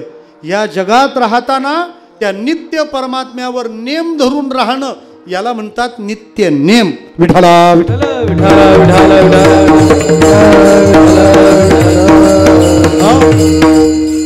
आणि तत्वज्ञ माणसं हाच नेम धरतात. या उपाधी माझी गुप्त चैतन्यासे सर्वगत. ते तत्वज्ञ संत स्वीकारित. काय नेम केला. 1000 प्रदक्षिणा घालायच्या. महाराज त्या प्रदक्षिणांमध्ये इतकी ताकद निर्माण झाली, इंद्रायणीने गंगेपर्यंत निरोप पोहोचवला आणि काशीहून स्वामींचं येणं घडलं आणि चैतन्य नाव धारण केलेले विठ्ठलपंत पुन्हा गृहस्थाश्रमी बनले. मला असं वाटतं ज्ञानोबाराय ही जर दक्षिणा असेल तर त्याच्या कारण पिंपळाची प्रदक्षिणा आहे. विठ्ठला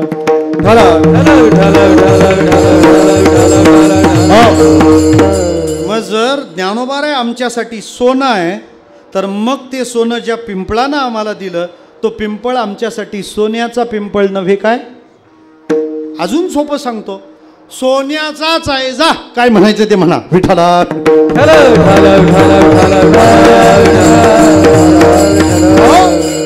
कारण आम्ही गौण दृष्टीने पाहतो, आम्ही जड दृष्टीने पाहतो. जगद्गुरु तुकोबाराय तर दिव्य दृष्टीने पाहतात. त्यांच्याकरता तो पिंपळ सोन्याचाच आहे. ज्ञानोबारायांच्याबद्दल तुकोबाराय म्हणाले जयाची द्वारी सोन्याचा पिंपळ. दारातली माहिती का सांगितली त्याचं कारण आहे बरं का. आकर्षण निर्माण व्हावं असा नियम असेल तर अल्प स्वल्प व्यक्त करावं आणि उरलेलं त्याच्या प्रवृत्तीसाठी राखून ठेवावं. विठ्ठला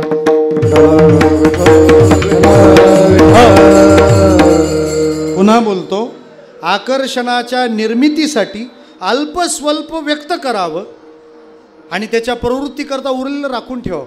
आमच्या मुंबईत एक आईस्क्रीमचा फ्लेवर प्रसिद्ध आहे, नॅचरल. सोहळ्यातही खाल्ला तरी चालतो. विठ्ठला विठ्ठला विठ्ठला. त्यांचं एक वैशिष्ट्य आहे बरं का शास्त्रीजी.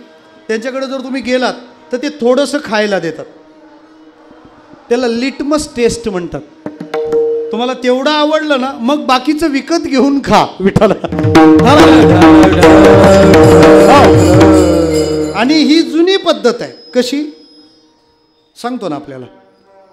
ज्या वेळेला भागवताचा प्रसार करण्याकरता आपल्याला चांगला प्रचारक पाहिजे म्हणून व्यासांनी तपस्या केली. हो, योद्धा भक्त दानवीर हे तपस्येचे परिणाम आहेत. दुर्जन व्यभिचारांनी जन्माला येतो. विठ्ठला विठ्ठला विठ्ठला. जन्माला आले कोण. शुकदेव. खेळाडू होता चांगला पण तो ग्राउंडवरच येईना. आला तर थांबे ना. ब्राह्मणाचे पोरी एक खेळाशी भ्याले 12 वर्षे लपाले रे. कापत कापत बाहेर आले ते नागवेची पळून गेले रे. व्यास महाराज मागे धावतात. काय शुकदेव परत आले पाहिजेत, शुकदेव परत आले पाहिजेत. हे व्यास होते पण त्याचा हव्यास होता ना. का त्याच्याकडून व्यासपीठ चालणार होतं. मग ते येईनात, ध्यानात रमले. ते रमले हे यांना ध्यानात आलं. विठ्ठल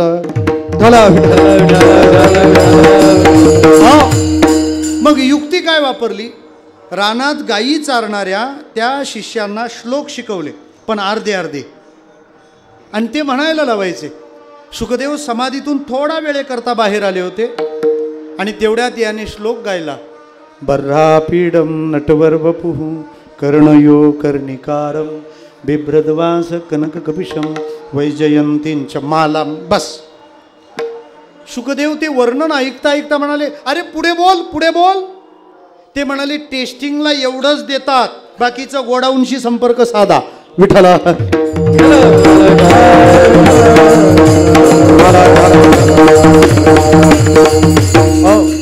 अजून सोपं सांगू का? म्हणजे सगळं भागवत 18,000 श्लोक द्यायचे होते, पण लालायित करण्यासाठी थोडंसंच ऐकवलं ना. नारदांना साधनेनंतर दर्शन अल्पकाळ झालं, पण त्याच्या वेधाने इतका अधिकार प्राप्त झाला, ब्रह्मदेवाचे मानसपुत्र बनले. ध्रुवाने ध्यानात थोडं कृष्णरूप अनुभवलं, मग प्रगट झालेलं रूप पुन्हा बघण्याकरता डोळे उघडून पाहिलं तर भगवंत समोर होता ना. दारातलं सांगितलं म्हणजे मग प्रश्न पडेल, शोकेश में इतना तो गोडाऊन में कितना. दारात सोन्याचा पिंपळ आहे, आत काय असेल? ज्ञानोबारायांबद्दल वर्णन करताना तुकोबाराय म्हणतात, जयाची द्वारी सोन्याचा पिंपळ. त्याच्यामुळे भजनाला लागला, ज्ञानोबारायांवर श्रद्धा ठेवू लागला आणि संपन्न झाला तर कोणाला पोटदुखी उठण्याचं कारण नाही. समजायचं माऊलीने एक पान पाठवून दिलं असावं. विठ्ठला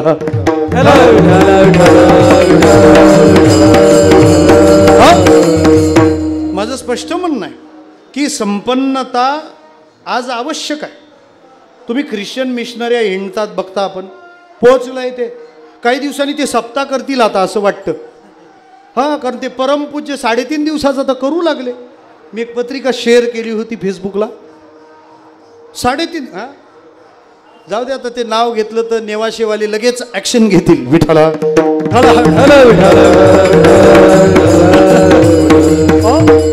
मला म्हणायचं काय की संपन्नता आवश्यक आहे. प्रचारक गतिमान वेगवान झाला पाहिजे ना, गतिमान झाला पाहिजे.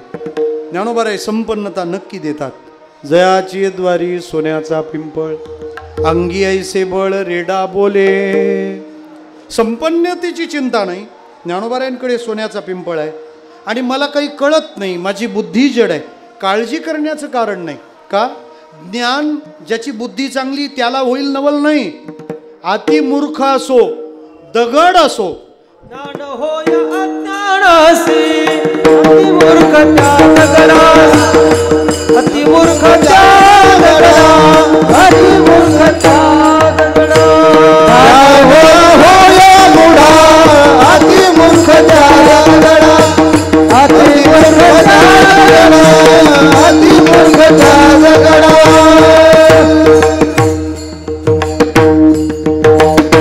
ज्ञान होय मुढा अतिमूर्ख त्या दगडा. आता यात दुसरी गंमत ध्यानात ठेवा. काही लोक असं म्हणतात बरं का, आम्ही ऐकतो भरपूर आता, पण लक्षात राहत नाही. अभंगही लक्षात राहत नाही. नसू दे, राहू देत. अभंगावर सांगितलं काय तेवढं तर लक्षात राहू देत ना. काही लोक फार हुशार, त्याने कोणता अभंग घेतला होता? संतांचा होता. अरे मग काय जनतांचा घेतात काय? विठ्ठला विठ्ठला. नसू दे, राहू दे, पण ज्ञानोबाराय ज्ञान देतात याचा अर्थ काय? तुमचे ग्रंथ पाठ होतील का? मी म्हणतो ग्रंथ नाही पाठ झाले तरी चालेल. नाहीतरी महाराज म्हणतात ना, काही पाठ केली.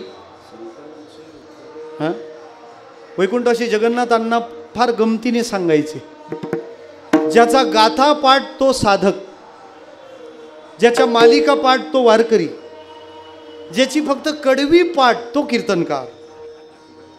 त्याच्यामुळं चालीसुद्धा आम्हाला अशा शोधाव्या लागतात की ध्रुपदाचं टेन्शन येऊच नये. ज्याची कडवी पाठ म्हणे तो कीर्तनकार. यातलं काही नाही आलं तरी दिंडी मालक होता येईल. विठ्ठला विठ्ठला.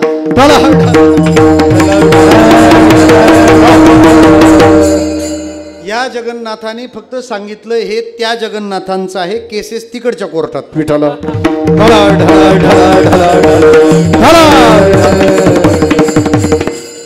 तुम्हाला ग्रंथ पाठ नाही झाले तरी चालतील, पण ग्रंथात जे सांगितले त्याच्याकडे पाठ होणार नाही याची काळजी घ्या. सगळ्यात महत्त्वाचं ते आहे. मला जीवनाला आवश्यक काय आहे? कीर्तनांच्या जबाबदाऱ्या आहेत. बसलेल्या माणसाला 7 वाजता बसल्यावर 9 वाजेपर्यंत त्याचे पुढचे प्रॉब्लेम सॉल्व्ह झालेच पाहिजेत. बसताना कन्फ्युजन आहे, पण उठताना कन्क्ल्युजन पाहिजेच. आणि ही परंपरा आहे या व्यासपीठाची. मी सांगतो आपल्याला, ही व्यासपीठाची परंपरा आहे, नुसत्या पीठाची नाही. विठाला ढळा ढळा ढळा. माऊलींची परंपरा एक रत्नागिरीत वाढली आहे. पावस आपण गेला असाल. स्वामी स्वरूपानंद नावाचे थोर संत झाले. त्यांच्या समाधी मंदिरामध्ये अशी रचना आहे की समाधी मंदिरात जाताना दोन्ही बाजूला ज्ञानेश्वरी मांडून ठेवलेली आहे आणि तिथे एक ओळ लिहिलेली आहे. ती ओळ फार महत्त्वाची. ऐका आपण. त्यात असं लिहिलं आहे की आपण इथं आलात, इतक्या लांबून आलात, इथं ज्ञानेश्वरी ठेवलेली आहे. आपण माऊलीचं स्मरण करावं आणि ज्ञानेश्वरी माऊलीच्या स्मरणात येईल ते पान उघडावं. त्या पानात आता तुमच्या मनात जे प्रश्न आहेत त्याची उत्तरं लिहिलेली आहेत, ती तुम्हाला सापडतील असा माऊलीचा आशीर्वाद आहे. विठाला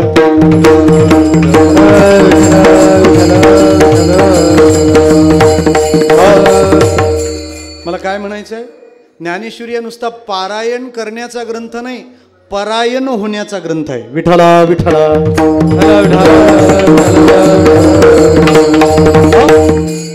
ज्ञान होय म्हणजे काय? त्या ग्रंथाच्या आधाराने मी काय केलं पाहिजे, मी कसं वागलं पाहिजे हे मला कळू लागणं. हो, आमच्या भिवंडीला थोर संत झाले भाऊराया. त्यांच्या गुरु भगिनी होत्या शांतिमा पजवानी. त्यांच्याबद्दल असे म्हणायचे की माणसं वागणं बोलणं चालणं म्हणजे ज्ञानेश्वरी आहे. त्या चालताना सुद्धा ज्ञानेश्वरीच्या उवीप्रमाणे चालायच्या, त्या बोलताना ज्ञानेश्वरीच्या उवीप्रमाणे बोलायच्या. आमची खरी राज्य घटनाच ज्ञानेश्वरी आहे. विठाला म्हणून तर 750 वर्षे झाली, काही बदलावं लागलं नाही. आता घटना घडली तरी घटना बदलावी लागते. विठाला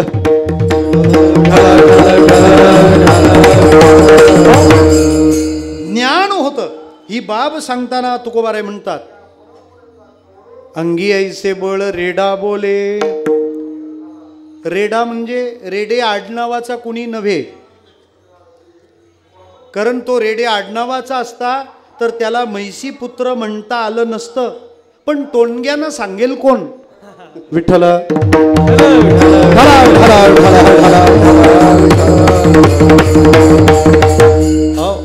ज्ञानोबाराय आधी करून सर्व भावंड पैठणला गेली, कारण दक्षिण काशी धर्मपीठ आहे ना पैठण. तिथं गेले का शुद्धीपत्र मागायचं होतं. काय कमाल आहे ना, किती अशुद्ध माणूस ज्यांच्या नावाने शुद्ध होऊन जातो त्यांच्या नावाचं शुद्धीपत्र त्यांनाच आणायला जावं लागलं. काय गंमत आहे. गेल्यानंतर म्हणे नावं काय तुमची? म्हणे ज्ञानदेव. वा वा.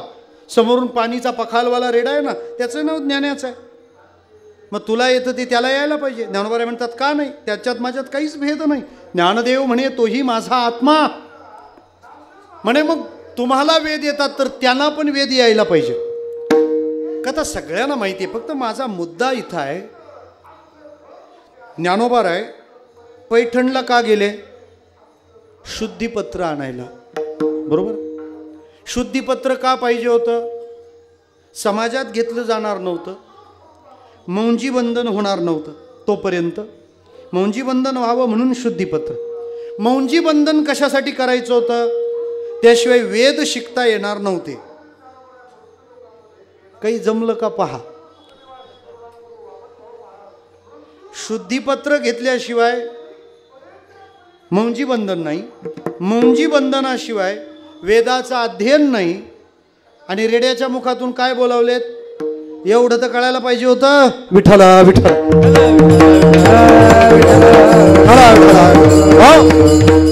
आणि महाराज ज्याच्यात धमक असते ना त्याच्यात चमक पण असते. नाही तर नुसत्या चमकाच उठतात हो. याच्या मुखातून वेद बोलवायचे. अहो तुम्ही सांगितल्यावर काय होणार नाही. फक्त माझं इतकंच म्हणणं आहे, वेद 4 आहेत, त्याच्यातला कोणता बोला. लोकमान्य टिळक उत्तरपत्रिका लिहायचे ना, खाली एक ओळ टाकायचे कंसात. काय? कारण तिथे लिहिलं असतं कोणतीही 5 सोडवा. हे 8च्या 8 उत्तरं लिहायचे आणि खाली लिहायचे कोणतीही 5 तपासा. काय डेअरिंग आहे हो. आपण प्रिंटिंग मिस्टेकचे फुकटचे मार्क कधी डिक्लेअर होतात त्याची वाट पाहतो. विठाला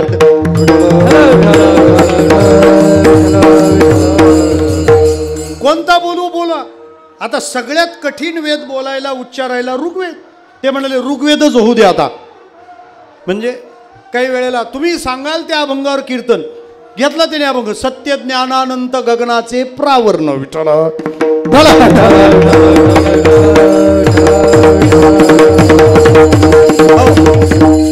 ते बरं राहतं. काही वेळेला आपल्यालाही न कळालेलं कोणालाही न कळणार असं कळवता येतं. विठाला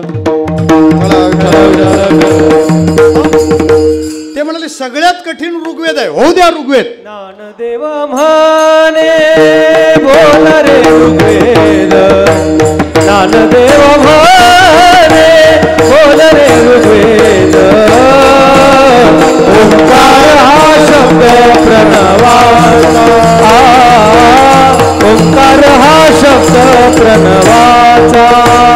देव म्हणे बोल रे ऋग्वेद.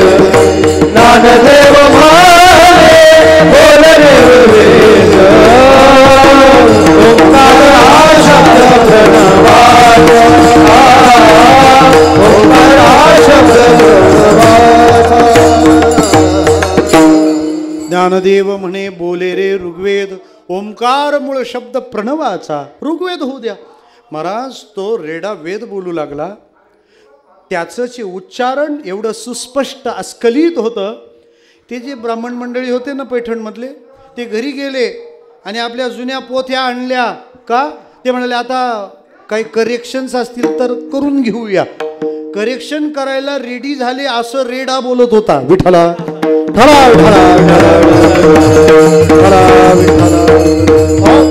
अंगी ऐसे बळ रेडा बोले. मग ज्यांना दारात सोन्याचा पिंपळ ठेवता येतो, रेडा वेद बोलेल असं बळ अंगात ठेवता येतं, ते काय करणार नाहीत. परिणती काय लोहे महाराज. परिणती काय लोहे महाराज. परिणती काय लोहे महाराज. परिणती काय लोहे महाराज. परिणती काय लोहे महाराज. परिणती काय लोहे महाराज. परिणती काय लोहे महाराज. परिणती काय लोहे महाराज. हरी पाहे बीज शुद्ध परिपाहि बीज शुद्ध परिणत काय लोहे महाराज.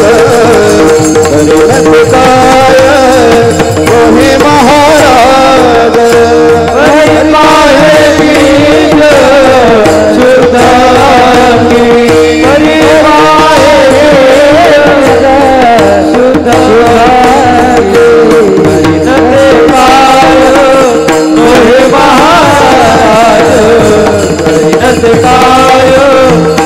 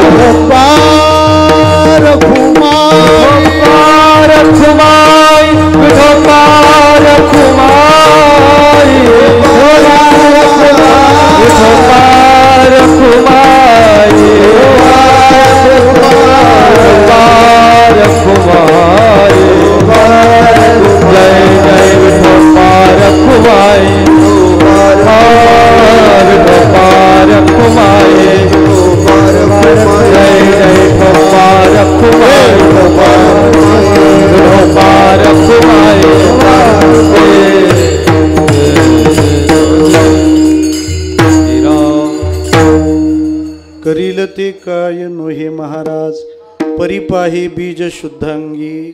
अजून एक सर्वे करू या अभंगाचा. आता एवढे सर्वे आहात आपण, एक सर्वे करायला काय हरकत आहे.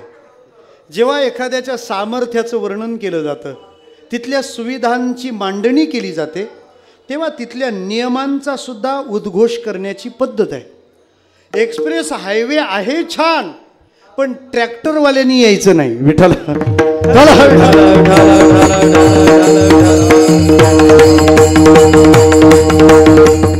तसं या अभंगाची 4 चरणं आहेत. 4 चरणांमध्ये 8 तुका आहेत असं समजा. पूर्वार्ध उत्तरार्ध पूर्वार्ध उत्तरार्ध.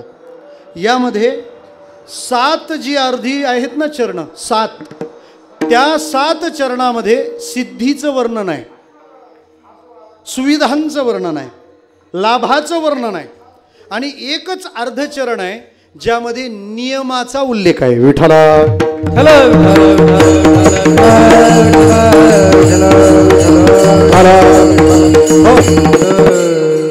आणखी सोपं सांगू का. 3.5 चरणामध्ये सिद्धी सांगितली आणि अर्ध्या चरणामध्ये शुद्धी सांगितली. शुद्धी. सुविधा काय मिळणार. जयाची द्वारी सोन्याचा पिंपळ, अंगी ऐसे बळ करील ते काय, जयाने घातली मिळविली मांदी, तुका म्हणे तेथे राहे समाधाने. ही सिद्धी, या सुविधा, नियम आणि अट काय, परिपाहे बीज शुद्धांगी. आपल्या अंतःकरणातल्या भावना विमल विशुद्ध असल्या पाहिजेत, शुद्ध असल्या पाहिजेत. याचा अर्थ आपल्याला मिळणारा लाभ हा आपल्या भावना. ग्रामपंचायत नगरपालिका पाणी देतच जाते सगळ्यांना, 2 तास पाणी राहतं, पण प्रत्येकाकडे पाण्याचा साठा मात्र भिन्न आहे का. तुमची टाकी किती मोठी आहे त्यावर अवलंबून आहे. महापालिका काय टाकीतच जाते. विठ्ठला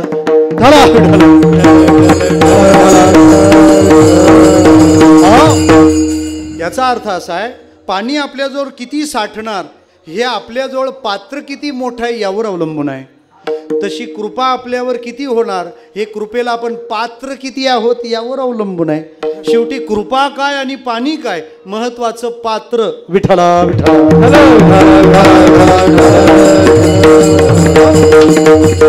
परिपाहे पाहिजे काय, परिपाहे बीज शुद्धांगी. जरा सोपं बोलू का. ह्या नियमाने जर आपली गोची होत असेल, कारण आपण काय आहोत आपल्याला सगळ्यात चांगलं माहिती आहे. कोणी काही म्हणू द्या, पण आपलं मन आपल्याला म्हणतं, लोक आपल्याला म्हणतो फार सज्जन माणूस, त्याचं मन त्याला म्हणतं गंडाऊ फसव, तू कसा आहे तो मला माहिती आहे ना. आपण आपल्याला चांगले जाणत असतो.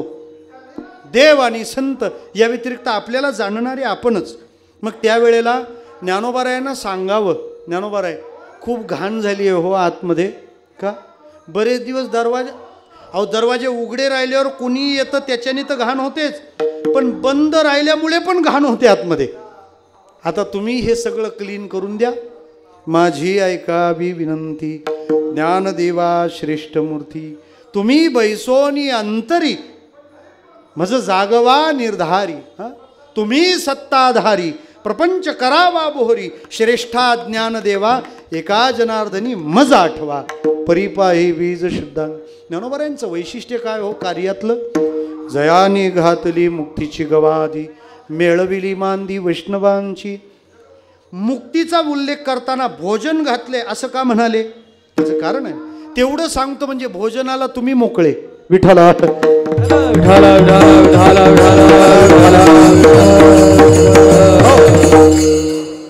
ज्ञानोबारायांनी मुक्तीचा खाऊ दिला, पण मुक्ती म्हणजे खाऊ आहे का हो? कोणालाही मिळते का? कोणालाही मोक्ष ठेवला आहे का? तो सहज आहे का? कुणी कोणाला द्यावा, सुपूर्त करावा? ज्ञानोबाराय म्हणतात, ज्या पद्धतीने 100 यज्ञ केल्याशिवाय स्वर्गाचा अधिकारी होऊ शकत नाही, तसा ज्ञानवान झाल्याशिवाय मुक्ती प्राप्त करण्याचं सामर्थ्य येऊ शकत नाही ना. विठ्ठला विठ्ठला ते ज्ञान जयाची हाती, तोची समर्थ मुक्ती, जैसा शतमक संपत्ती स्वर्गीची. मग ज्ञानाशिवाय तर मोक्ष मिळत नाही. मग ज्ञानाशिवाय मोक्ष मिळत नाही. आणि ज्ञानोबाराय म्हणतात, या इकडं पंगत घातली आहे मी. पंगत घातली आहे म्हणजे पंक्तीचं वैशिष्ट्य आहे, जे अधिकारी आहेत त्यांनाच मुक्तीचा खाऊ मिळाला असं नाही, जे आले त्या सर्वांना.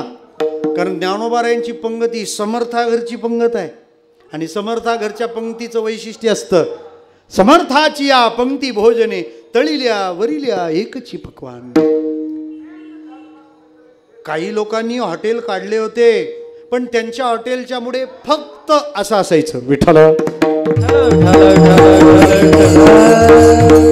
आणि ते फक्त म्हटल्यावर आमचा गोंधळ उडायचा, आमची गडबड उडायची. वेदाने पण पंगत घातली होती, पण त्याने अट घातली होती, काय? फक्त.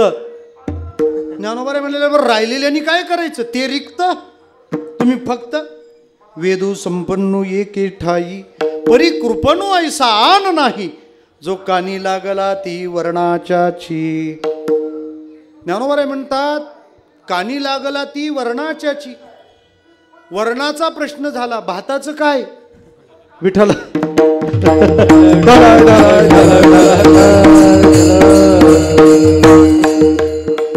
भाताचं काय? जो खाली राहिला त्याचं काय? मग या सगळ्या करता माऊलीने एक बंड पुकारलं आणि सर्वांकरता सगळं खुलं केलं. महाराज खुलं केलं. त्याच्यामुळं मोठ्या प्रयत्नाने ज्ञानोबारायांनी आता सगळ्यांसाठी खुलं केलंय. पुन्हा कोणी रिझर्वेशन टाकू नये. विठ्ठला विठ्ठला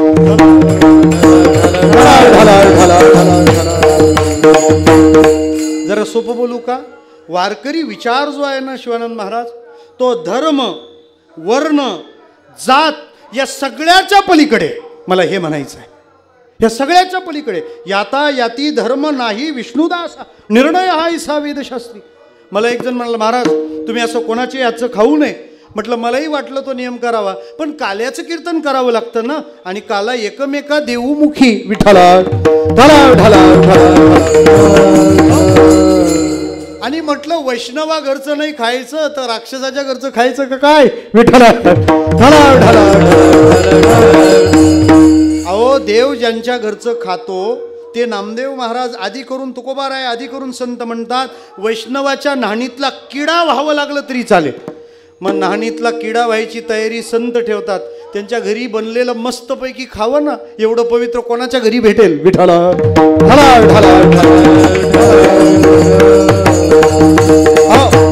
त्याच्यामुळे काल्याचं कीर्तन देताना तो कीर्तनकार काला खाणार आहे की नाही आधी ते बघावं. विठ्ठला अहो, ज्ञानोबारायांना माहिती होतं हे देताना पार्सॅलिटी होईल म्हणून. एकची टाळी झाली चंद्रभागे वाढवा, एकची टाळी झाली चंद्रभागे वाढवा. माझा ज्ञानराज गोपाळा शिराया वाटे, माझा ज्ञानराज गोपाळा शिराया वाटे. माझा ज्ञानराजा गोपाळा शिराया वाटे, माझा ज्ञानराज गोपाळा शिराया वाटे. नामदेव कीर्तन करी पुढे देवनाथ पांडुरंग, नामदेव कीर्तन करी पुढे देवनाथ पांडुरंग, नामदेव कीर्तन करी पुढे देवनाथ पांडुरंग, नामदेव कीर्तन करी पुढे देवनाथ पांडुरंग.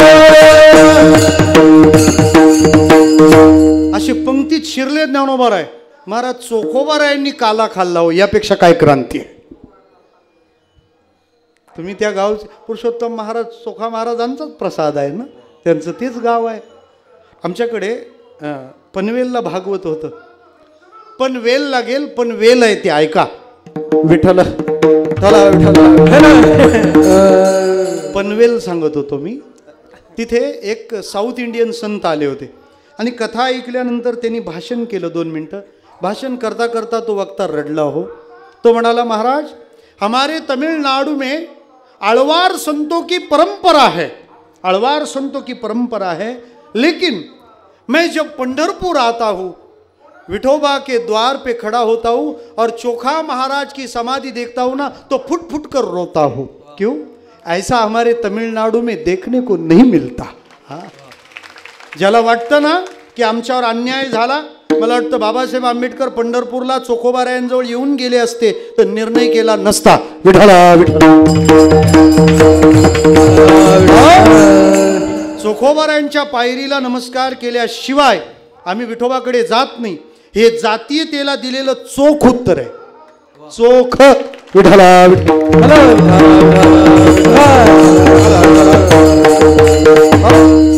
आणि म्हणून तर ही क्रांती आहे ना. माझ्या आडनावात कर नाही तरी मी कीर्तन करतोय. विठ्ठला मोकळे शिरले लोकांमध्ये आणि दिला प्रसाद सर्वांना. पुरुषार्थ सिद्धी चौथी घेऊन आपुल्या हाती, रिगाला भक्तिपंथी जगा देतो मुक्तीची गवांदी. अजून काय केलं महाराज?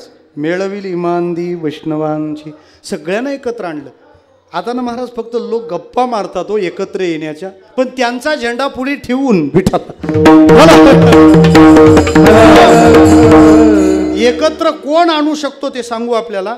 स्वतःचं अस्तित्व जो मिटवू संपवू शकतो तोच सगळ्यांना एकत्र आणू शकतो. समरसता त्याशिवाय नाही. सगळ्यांना जमा करून आपलं अस्तित्व दाखवणं हे संघटन नाही, ही गर्दी आहे. आणि संघटन ही शक्ती आहे, गर्दी ही समस्या आहे. विठ्ठला कोणालाच जमलं नाही, ज्ञानोबारायांनी केलं. काय क्रांती आहे, काय क्रांती आहे सांगू आपल्याला. काय क्रांती आहे? नामदेव महाराजांनी कीर्तन करावं आणि माऊलींनी चाल म्हणावी, ही ती क्रांती आहे. काय नातं आहे आध्यात्मिक या दोघांमध्ये?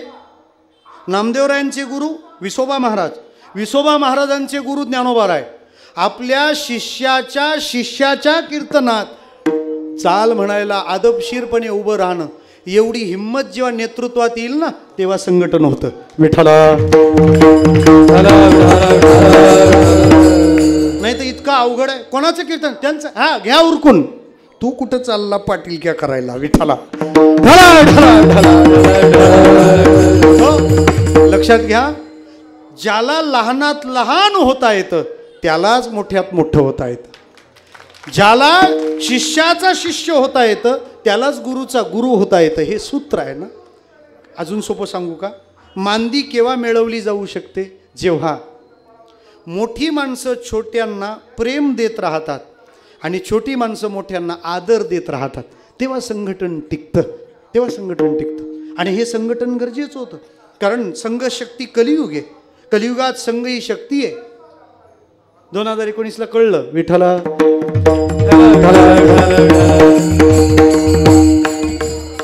आणि राम मंदिर झालं की पुढेही तेच कळेल.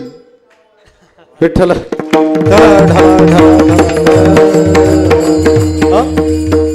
अरे अरे वारी 2 वाऱ्या, 15 दिवसाच्या अंतराच्या 2 वाऱ्या. हां, आणि तुम्ही बसचा अजिबात विचार नाही केला. आम्ही कसं बस पोहोचलोय, म्हणजे बस नसताना कसं पोहोचलो आम्हाला माहित. विठ्ठल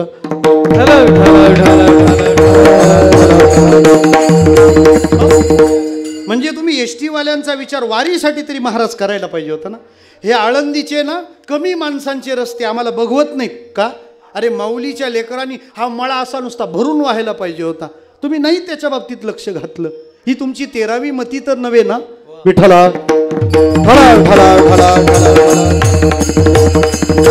काहीतरी चांगलं करा हो. विठ्ठला विठ्ठला. मला म्हणायचं काय, मांदी मिळवली, सगळ्यांना एकत्र आणलं, सगळ्यांना एकत्र आणलं. ज्ञानोबाराय सगळ्यांना एकत्र घेऊन काम करतात. कलियुगात एकत्र येऊन काम केलं पाहिजे. काही तत्व ठरवा, काही निष्ठा मूल्य ठरवा आणि त्याच्यासोबत सगळ्यांचं स्वागत करा ना. सगळ्यांचं स्वागत झालं पाहिजे आणि स्वागत करण्यासारख्या गोष्टी प्रत्येकात आहेतच ना. महाराज असलेल्या चांगल्यातले गुण दिसत नाहीत, पण आपल्याला झाकून कार्यक्रम कसा राबवावा ना ते आपल्या लोकांकडून शिकावं. विठाला माझं स्पष्ट म्हणणं आहे महाराज, आज प्रत्येक प्रचारक लाख मोलाचा आहे, लाख मोलाचा आहे. नाहीतर इथपर्यंत आलंय. आता इथपर्यंत धर्म संस्कृती परंपरा कोणी टिकवायची आहे? हा प्रत्येक कीर्तनकाराच्या मागे समाजाने उभं राहणं गरजेचं आहे. लॉकडाऊनमध्ये कीर्तनकारांना व्यवसाय करावे लागले. हा कीर्तनकाराचा अपमान नाही, हा संप्रदायात काम करणाऱ्या लोकांनी तो संप्रदायाचा केलेला अपमान आहे. का? ज्यांच्याजवळ आपण उत्सव केले, ज्यांच्याकडून कार्यक्रम करून घेतले, अरे ते पुढे ज्यांना तारखा द्यायचे ते तोपर्यंत राहतील का नाही याच्या चौकशा तर करा. प्रत्येक कीर्तनकाराच्या मागे 500 माणसं उभी पाहिजेत. आणि कोण म्हणतं मानधन पाकिट? अजिबात नाही. पाकिटावरून संप्रदायात होणाऱ्या टीका मूढ टीका आहेत, मूढ टीका आहेत. प्रत्येक कीर्तनकाराच्या मुलाखती घ्या, तो त्याच्या वर्षभरात जेवढी कीर्तनं करतो त्यातल्या 25% कीर्तनांचा प्रत्येक कीर्तनकार नारळ सुद्धा घेत नाही, हे मी तुम्हाला सांगतो. विठाला ज्याच्या त्याच्या जिथं जिथं श्रद्धा आहेत तो तिथं तिथं सेवा करतो ना. वारीत आमचा प्रत्येक कीर्तनकार नाही म्हटलं तरी डझनभर कीर्तनं सहज करतो ना. कधी त्यांनी तुम्हाला दक्षिणा दान मागितली का? का त्याच्या कीर्तनाच्या लाईव्हमध्ये देणगीसाठी QR कोड त्यांनी कधी छापला? विठाला पैसे पाहिजेत कोणाला? त्याला सांगा, महाराज माझ्या दिवसभरातले 2 तास शिल्लक आहेत, सांगा आपल्याला समाजासाठी काय काम करायचं. महाराज आज माझी गाडी तयार आहे, बोला मी माझ्या गाडीला घेऊन येतो. आपण कुठं गेलं पाहिजे, काय केलं पाहिजे ते करा. नाही तर ध्यानात घ्या, या धार्मिकतेचं परंपरेचं जर महत्त्व या रीतीने लोकांपर्यंत पोचलं नाही ना तर अधर्म प्रवृत्ती वाढेल. आणि अफगाणिस्तानात तालिबान्यांनी जे केलं ना ते हळूहळू, आणि प्रत्येकाला याचा दणका बसतो. 15 दिवसापूर्वी अमरावतीत काय झालं, मालेगावात काय झालं सगळ्यांना माहिती आहे. परंतु जागं व्हायचंच नाही हे आम्ही ठरवलं आहे. माझी विनंती आहे, कीर्तनात जशी गीतेची टीका ज्ञानेश्वरी आहे, कीर्तनकारावरच्या टीका म्हणजे कीर्तन नाही. मी आपल्याला सांगेन, टीका करण्याचा संप्रदायात अधिकार फक्त निवृत्ती महाराज वक्तेंनाच होता. टीका त्यांनी करावी. हो काय एक एक विधान असायचं, दूरपर्यंत जाऊन पडायचं. आता स्वतःला तोफा म्हणणारे त्यांच्याकडे तोफा नाहीच आहेत, त्यांच्याकडे फक्त वस्त्र आहेत. आपल्याच माणसांच्या हजामती करतात. विठाला संकट धर्मावर आलंय, संकट परंपरेवर आलंय, संप्रदायावर आलंय आणि आपापसात चाललेलं वैरवाद हे संपूर्णतः चुकीचं आहे. पहिले ते प्रॉब्लेम सॉल्व्ह झाले पाहिजेत. त्यासाठी आपण एकत्र आलो पाहिजे आणि या न्यायानं कार्य चाललं पाहिजे. ही आम्हाला परंपरा ज्ञानोबारायांनी दिली आहे आणि ही सुरुवात कृष्णानं केली आहे. तुम्ही आम्ही खेळी मेळी गदारोळी आनंदे म्हणून मेळविली मांदी वैष्णवांची. का? तिथं सोन्याचा पिंपळ आहे, खायला भरपूर आहे, वैष्णवजन भेटतील, पण माझा जीव तळमळतो सुखा करता. महाराज म्हणतात तिथं काय कमी आहे? तुका म्हणे तेथे सुखा काय मुने, तुका म्हणे तेथे सुखा काय उने,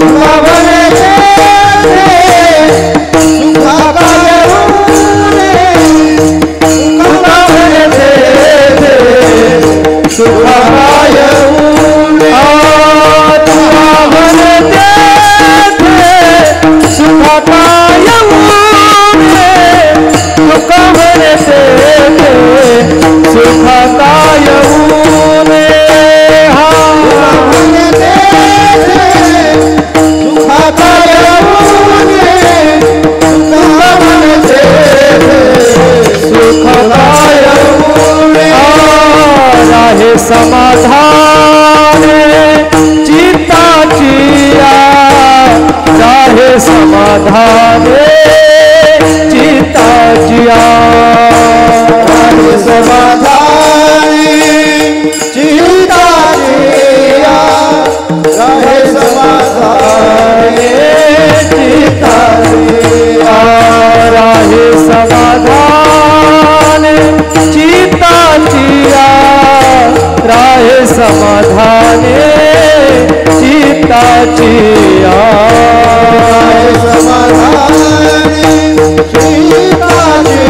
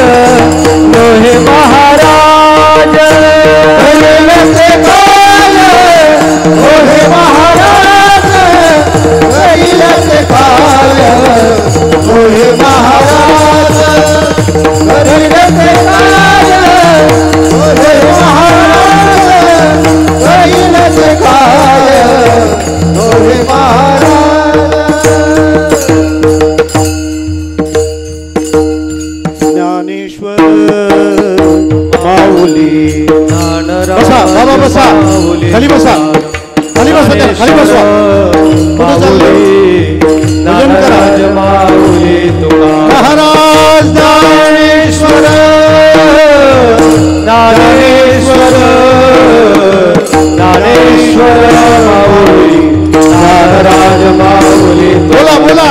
ज्ञानेश्वर ज्ञानेश्वर ज्ञानेश्वर माऊली ज्ञानराज माऊली महाराज ज्ञानेश्वर ज्ञानेश्वर ज्ञानेश्वर माऊली ज्ञानराज माऊली तुकाराम ज्ञानेश्वर ज्ञानेश्वर ज्ञानेश्वर माऊली ज्ञानराज ज्ञानेश्वर माऊली